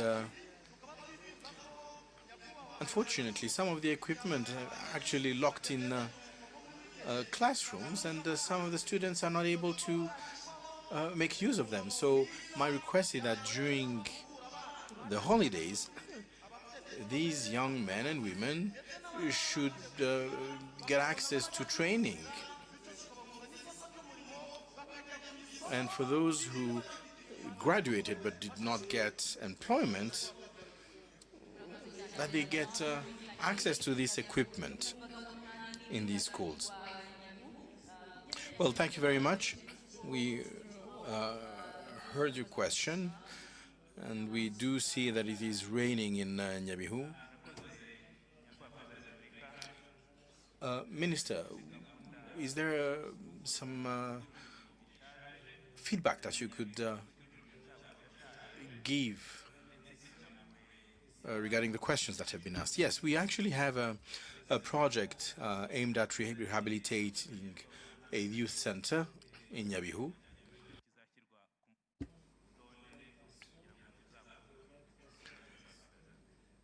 And our objective is actually to set up some of those youth centers and rehabilitating others, including in Nyabihu. Thank you very much. Minister of Education.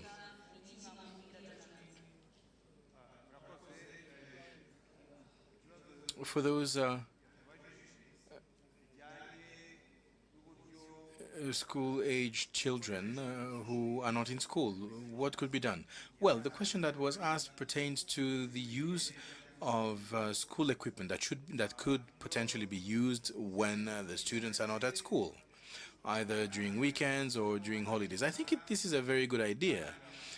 And I should actually tell Jonathan that there's a new program that is beginning this year, this month.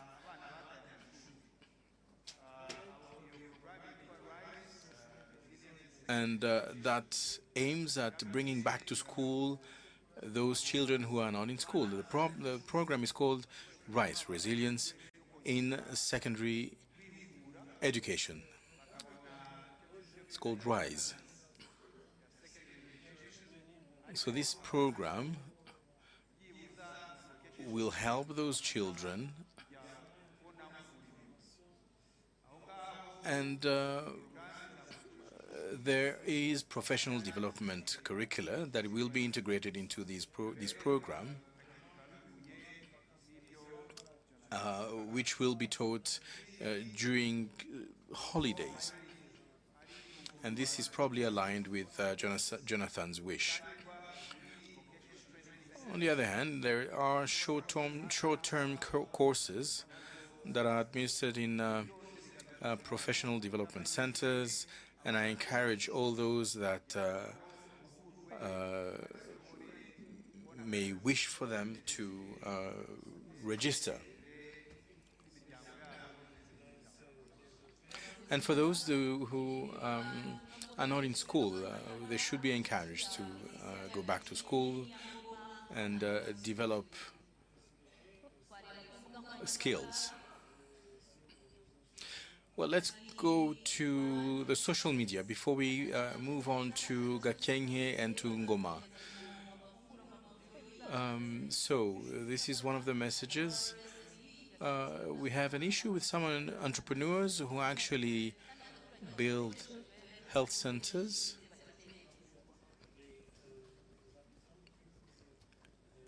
And unfortunately, people with the Mutuelle de Santé do not actually get access to them. Another question. The Umushyikirano Council should also focus on settlements. There's a lot of corruption and injustice when it comes to resettling populations. We'll take a very short break, and we'll get back to you in a short while.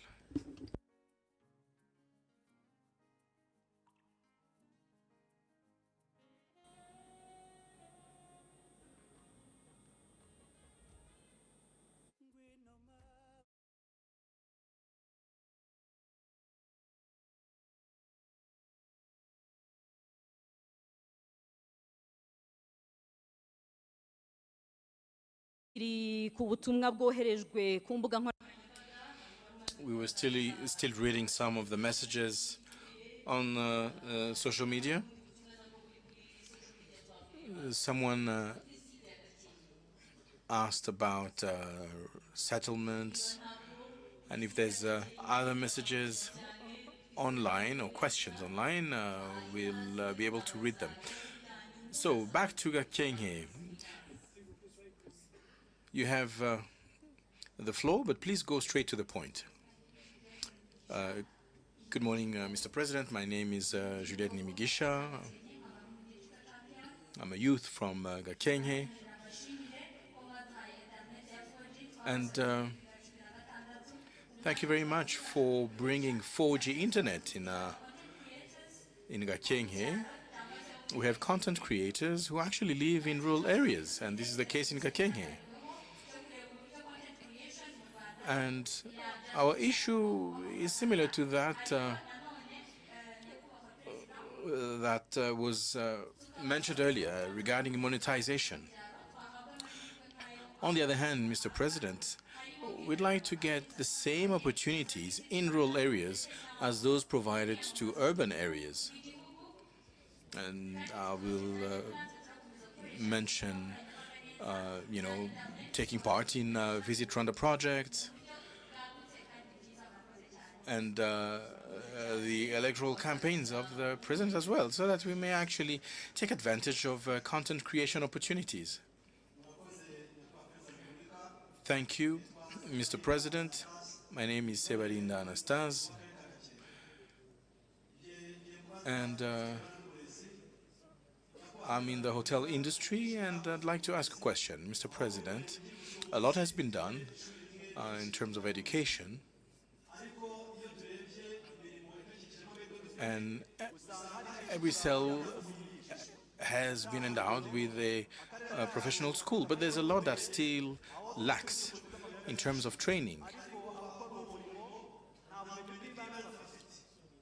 There's a lot of opportunities in the mine, the extraction industry in Gakenke. However, there should be training programs for that. Another example pertains to coffee. The coffee in Gakenke is actually well appreciated, but there's no training opportunities for the youth in Gakenke to thrive in the sector. And when adopting training programs, those that design such curricula should actually focus on activities that are developed in some areas and focus on that as well. Ngoma, we're coming to you. Thank you, Mr. President. My name is Nitegekwa Jean-Claude, and I'm very proud to be standing before you. I'm an entrepreneur. I started from scratch with 4,000 Rwandan francs. But today, I have a shop in Goma.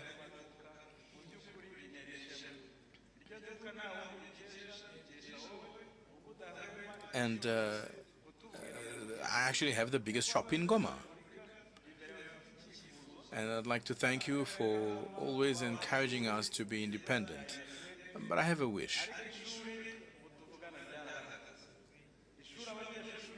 I actually went to one of the schools in Goma, but it closed its doors. And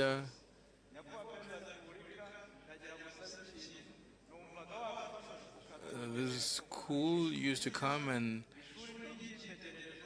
buy from us, but we'd like to have a good high school or university that could come and help us.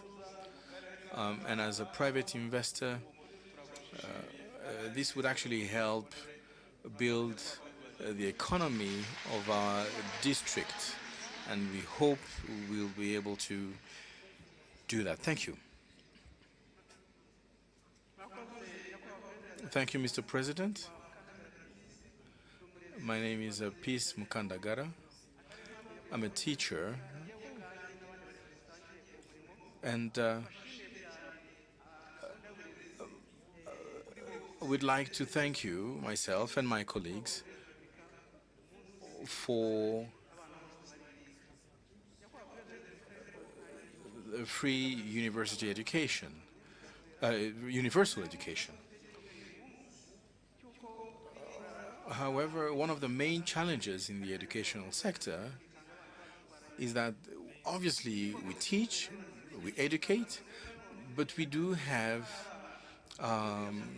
problems with unwanted pregnancies, and we also have children that indulge into the consumption of drugs, and that is oftentimes due to the use of some of these social media, or rather misuse of the social media.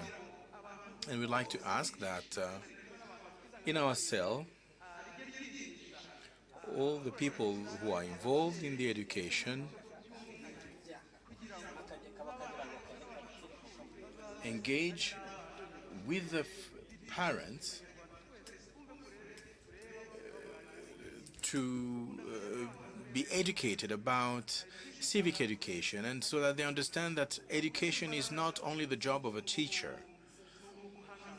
And regarding unwanted precocious pregnancies, we'd like for those who are impregnating those students to be punished. Because oftentimes these girls suffer from, getting pregnant and abandon school, and yet those that, unfortunately made them pregnant are not punished.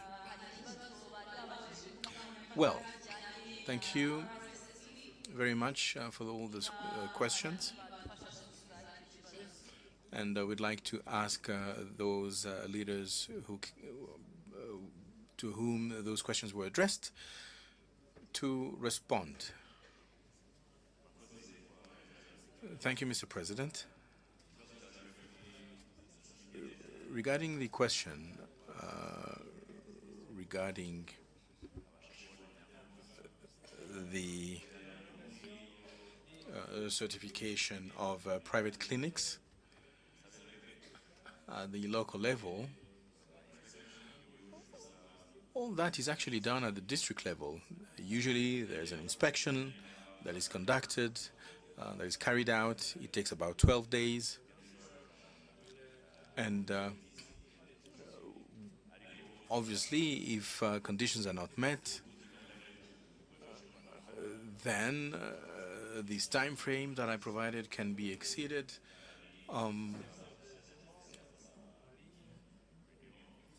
But there is a system that is established. It is actually online, and such requests can be made online, and renewals can be actually submitted. Requests for renewals can be submitted online as well.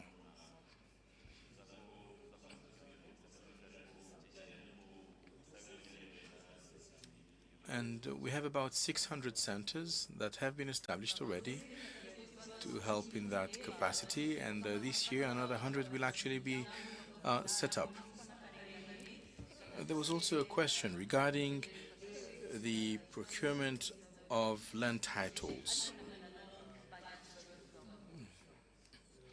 and the corruption that is associated with that.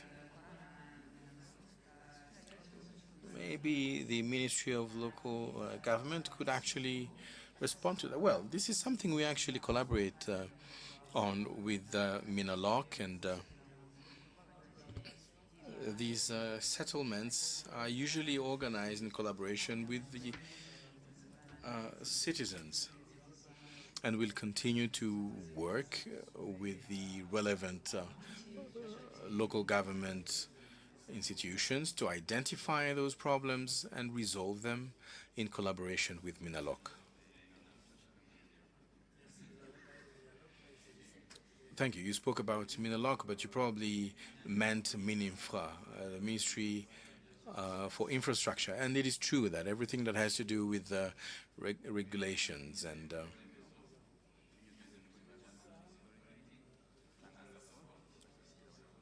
is done in collaboration with the Rwanda Housing Authority, and we provide support to the citizens to make sure that all that is done is made to their benefit, and to make sure that all urban plans are complied with. Well, in Gakenke, there was a question that was asked, and maybe the RDB CEO can respond to that. Yes, we actually partner with content creators, and we'll continue to do that, and we'll definitely get in touch with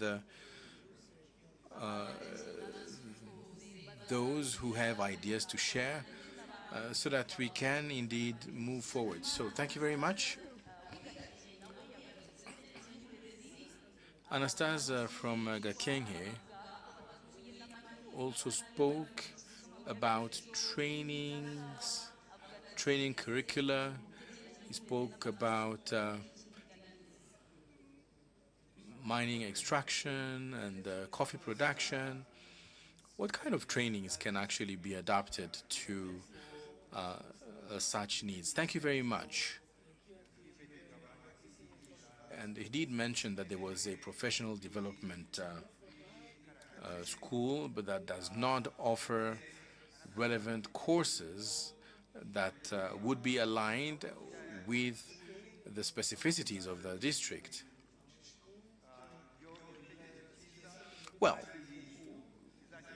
we usually have to take into account the specificities of the district and of each and every district, and we'll definitely work towards that goal and make sure that the curricula are adapted to those areas. Now, it is true that there's no program that trains on the extractive industry, but we'll make sure that this is done as soon as possible.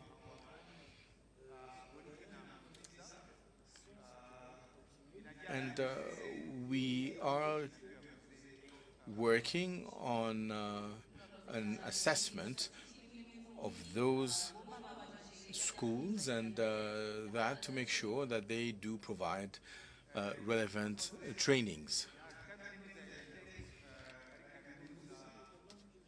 Now, could you say something about the Inatek University, which actually was in Goma? Yes, it used to be there. It was a private university. And the government actually provided a lot of support to the university. We offered the land for the construction of the said university and other forms of support. But given that it was a private university, they had actually taken quite sizable loans, and it found itself in a very serious financial debt. And unfortunately, the university could not actually continue doing its work. So the very limited resources that we have cannot continue being invested in non-viable projects. And my advice would actually be to get in touch with the existing university leaders and make sure that such universities could provide relevant trainings.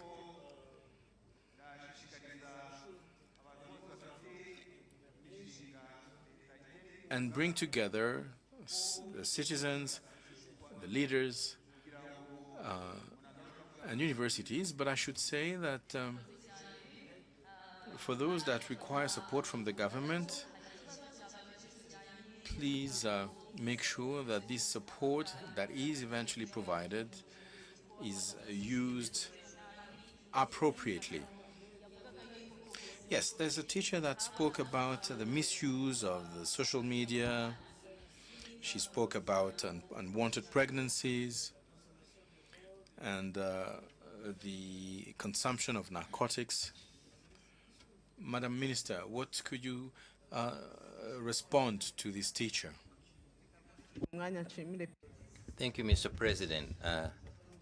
I thank Peace who raised this point. This is a very serious problem. These early pregnancies, they raise from 5 to 8%. And this problem, this phenomenon originates from the fact that illiteracy is what leads to these young girls being exposed. 21% of those affected never went to primary school, 13 went to primary school, only 4 went to high school. So one of the solutions is for the young girls to study and go as far as possible. So together with the Ministry of Education, we're trying to reduce school dropout so every kid goes to school. That's the first thing we think will help solve the problem. The other issue is drug abuse. So we have strategies, and together with security institutions, we're fighting drugs. And one of the panelists said it, because when you use drugs, then you become useless. So now, those people who cause those pregnancies should be prosecuted and seriously punished. And I want to say that parents also play a role, and they should denounce this, and they should share information, denounce those impregnating those young girls. And when parents see those young girls getting exposed or developing those bad habits, they should do and say something or do something. That's what I want to say about that. Thank you. And before we take a 10-minute break, a question was raised at the beginning. It was raised by the Zimbabwe ambassador to Rwanda. That was following the Foreign Affairs Minister's presentation about Rwanda's standing with regards to international cooperation. So the ambassador wanted to say, to ask the question, so where will the solution come from between Rwanda and the Congo? Thank you, Mr. President. Let me answer the ambassador in the language she's used. Charity Manyeruche, who's the ambassador of Zimbabwe, asked me about a solution. Where does the solution lie for Eastern DRC? So, since 2000, there are not less than 10 peace agreements that were signed. Not less than that. We are talking about Washington and Doha, but there are no less than 10 agreements. At the same time, we have more than 20 UN Security Council resolutions that were adopted by the UN Security Council in New York. But all those agreements and resolutions talk about the neutralization of armed forces, armed groups, including the FDLR, and also to address the root causes of the conflict. But those resolutions, those agreements were not respected. So we don't lack legal instruments. We don't lack forces on the ground. We have MONUSCO on the ground for more than 26 years. What we lack is political will and good faith, as I said earlier. And that political will and that good faith is at two levels. There is, of course, the political will in Kinshasa, because every time they sign an agreement and a ceasefire agreement, they violate it. I've talked about the fighter jets, attack drones, targeting civilians, targeting villages of Banyamulenge in South Kivu. But there is also another level of lack of political will and good faith, is that of the international community. Because everything that is happening on the ground, we have informed the international community. We have informed the UN Security Council. We have informed the mediators. And another participant, Gatete, mentioned a recent communique of the African Union about airports. So we have an issue in Eastern DRC, is the use of civilian airports for attacks against civilians in Eastern DRC. This is an issue. And then you have statement by international organizations condemning the reaction without condemning the issue. The main issue is the violation of the ceasefire and the targeting of civilians, mostly on ethnic basis. So we have everything that it takes to have peace in Eastern DRC. But the only thing lacking is the political will by the Kinshasa government, but also by the international community that are supposed to put pressure on Kinshasa to implement what they have signed and what we have agreed on. Thank you. Murakoze, Minister. Thank you, Honorable Minister. Mr. President, if you allow, we'll take a 10-minute break before we conclude. Thank you.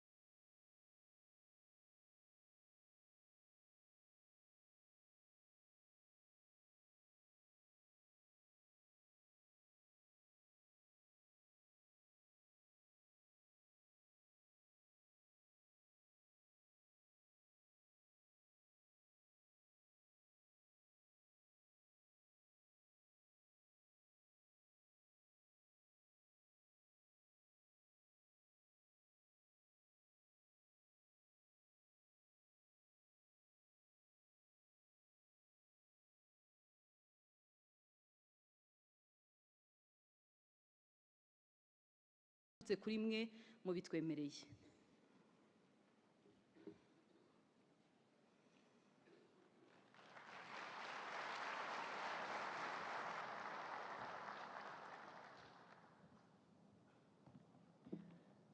Mwiriwe neza.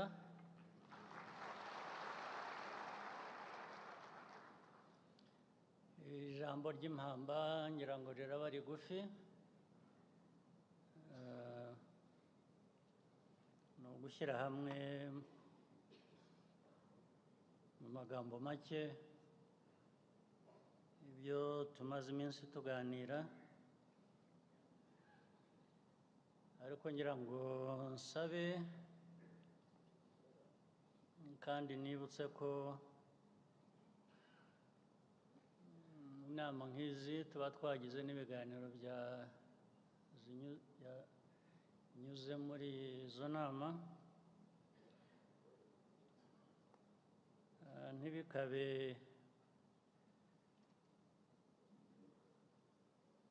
byo guhora dusubiramo gusa bimwe bitabona ikibivamo, bikaba umugenzo gusa tukajya tuza tukavuga ibibazo, tugatanga ibisubizo, tukaganira ibintu byinshi, ariko umwaka washira twagaruka tugasanga ni nka kwa kundi. Byinshi byagiye bigenda ku buryo bwari bukwiye kuba bwarakosowe. Ntacyo byaba bimaze abantu iyo badindira mu mikorere no ku bintu bazi. Niyo mpamvu urebye n'ibibazo bya rusange dufite, navuga ko ari no muri Afurika ahubwo. Naho ubundi igisobanuro ariko cy'uko igihugu cyacu n'ibindi byinshi muri Afurika byo kudatera imbere bibibihe ibisobanuro, ko ngira ngo aho bishingiye hambere ni aha ngaha. Ibitekerezo byiza ntabwo bivamo imikorere myiza, ntabwo bijyana iteka. Twisuzumye rero ubwacu duhereye iwacu ngira ngo turabibona. Ntabwo twahora dufite abantu benshi muri hano rwose ubundi murashoboye, tekinikare murashoboye, ariko hari ikintu cyiza kikabavanamo ubwo bushobozi, umuntu akabura aho bugiye, akabura irengero ryabwo. Abantu bahora bashoboye ariko bigaruka ngira ngo buriya politiki nayo ni umuco, biva ku muco. Iyo wifitemo ubushobozi, ubumenyi, ibikenewe byose, ariko ntihagire ikikuvamo kigaragara, umuntu avuga ati ni byiza, ejo twari aha none tugeze aha, turakomeje, intambwe iragaragara, turatera imbere. Haba hari ikibazo. Abantu bashoboye, abantu bafite byinshi mu bikenewe, impamvu bahora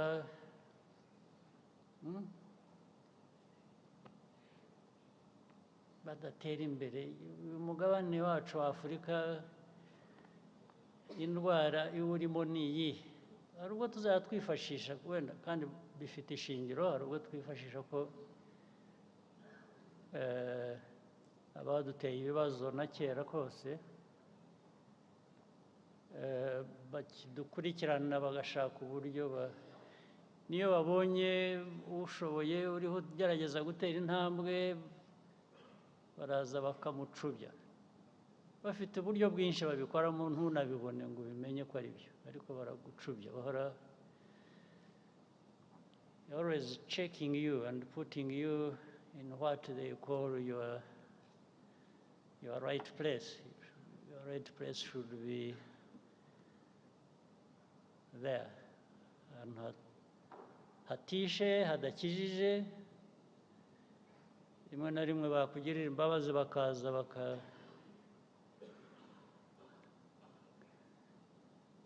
bakakugirira impuhwe bakakuzamuraho gato ntupfe ntukire ugahora uri mu bitaro ukavamo ugasindagira bakakureka ugasindagira aho wajya kwegura umutwe bakagusubiza mu bitaro. Niko Afurika ibaye rwose, urebe hirya no hino uzabibona. Ariko nubwo ariko bibaye, abo ngabo wabashyiraho urubanza, wavuga uko bameze, wagira ute, ariko kuzi ko bitazahinduka cyangwa bidahinduka, ubyemerera iki we washyizeho uburyo bwawe ukoreraho ukagera ku cyo ushaka? Ikitubuza ni iki? Tuzahora amateka yabaye, tujya mu igihe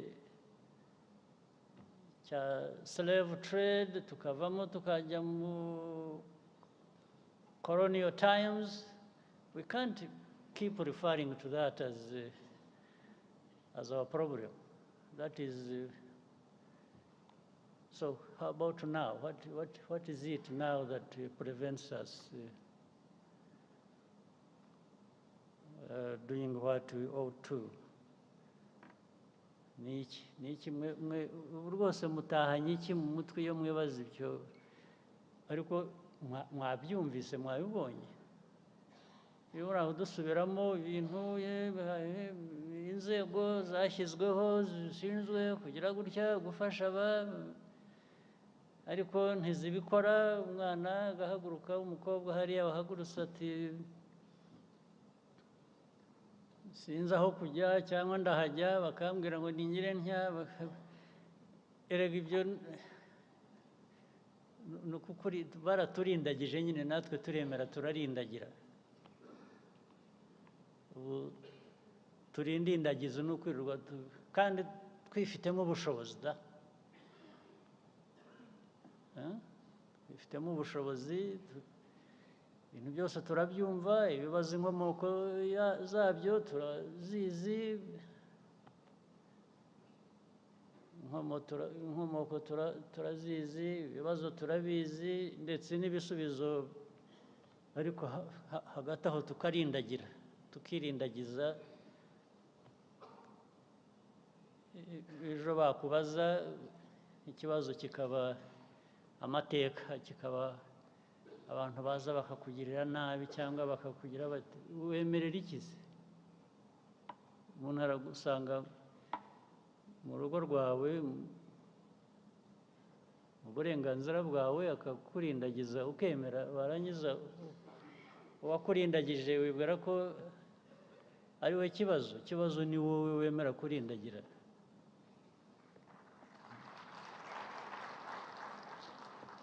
Twahindura dute rero mu by'ukuri imico yacu, ingendo yacu, ingiro yacu, byose ko tubizi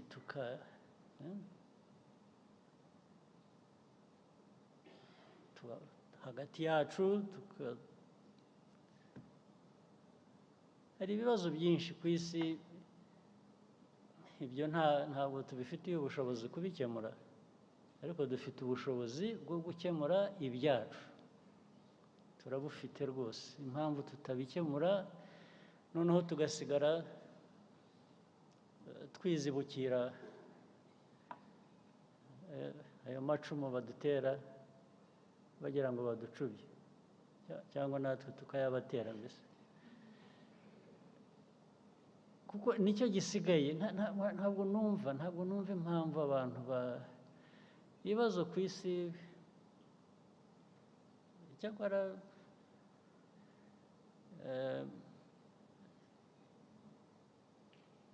Imana abantu bakunze kuvuga n'iki abandi bajyaho bakayikoresha kuyobya uburari no kuyobya abantu. Imana yizi kuringaniza.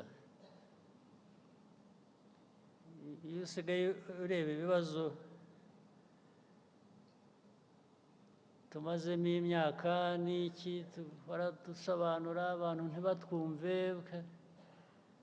wajya kubona ukabona n'aba bandi batatwumva nabo ibyo bibazo byabagezeho. Urebye ku isi hose, isi ifite ibibazo, n'aba bandi b'ibigirwamana nabo barabifite, bitari bike. Ntawe bikwiriye gushimisha, ntabwo bishimishije ngo nabo barabifite, ariko biramfasha kubibutsa ngo ariko n'ibyo mugira n'abandi, burya namwe ujya gusenya ahandi wagaruka iwawe ugasanga nawe bahasenye. Ubu nibyo bisigaye biriho, ariko ibyo byose ntibikwiye kuturindagiza ngo twibagirwe ibitureba twebwe dushoboye. Hari ibyo dushoboye, ibyo dushoboye tubikore, ibyo tudashoboye tubishakire uburyo, dushyiremo imbaraga, tubihe igihe, dushake uko twabigeraho, ariko dukora ibishobotse byose bikwiriye gukorwa. Hanyuma dushake uko tubana n'abandi, ari abaturanyi, ari abatuye kure, nibidukundira dukorane nabo neza, nibyanga izo mbaraga tuzigarura iwacu, dukora ibyacu bitureba, niko twatera imbere gusa. Ibi rero ntabwo bikwiriye kuba amagambo ya buri munsi, ya buri gihe, ahubwo ayo magambo, ibivugwa, ibiganirwa hano bikwiriye kuvamo ibikorwa bigaragara ko dutera imbere. Hanyuma hagati yacu tukajya tubishakira uko tubibazwa n'uko tubisubiza. Intego ari uguhora dutera imbere. Ndabashimira rero mwese ababonye umwanya wo kuba muri hano muri ibi biganiro, cyane abatanze ibiganiro. Ndashimira na partners bari aha ngaha bakurikiranye kuva ejo ibyo twaganiriye, nubwo batavuze keretse nk'umwe wavuze gusa, ariko ngira ngo batwumvise. Nizeye ko ubwo baduteze amatwi, batwumvise, bifitiye icyo byamaze nabyo. Ndabashimira mwese, ari partners bo hanze, ari abo mu gihugu. Mugire ibihe byiza n'akazi keza.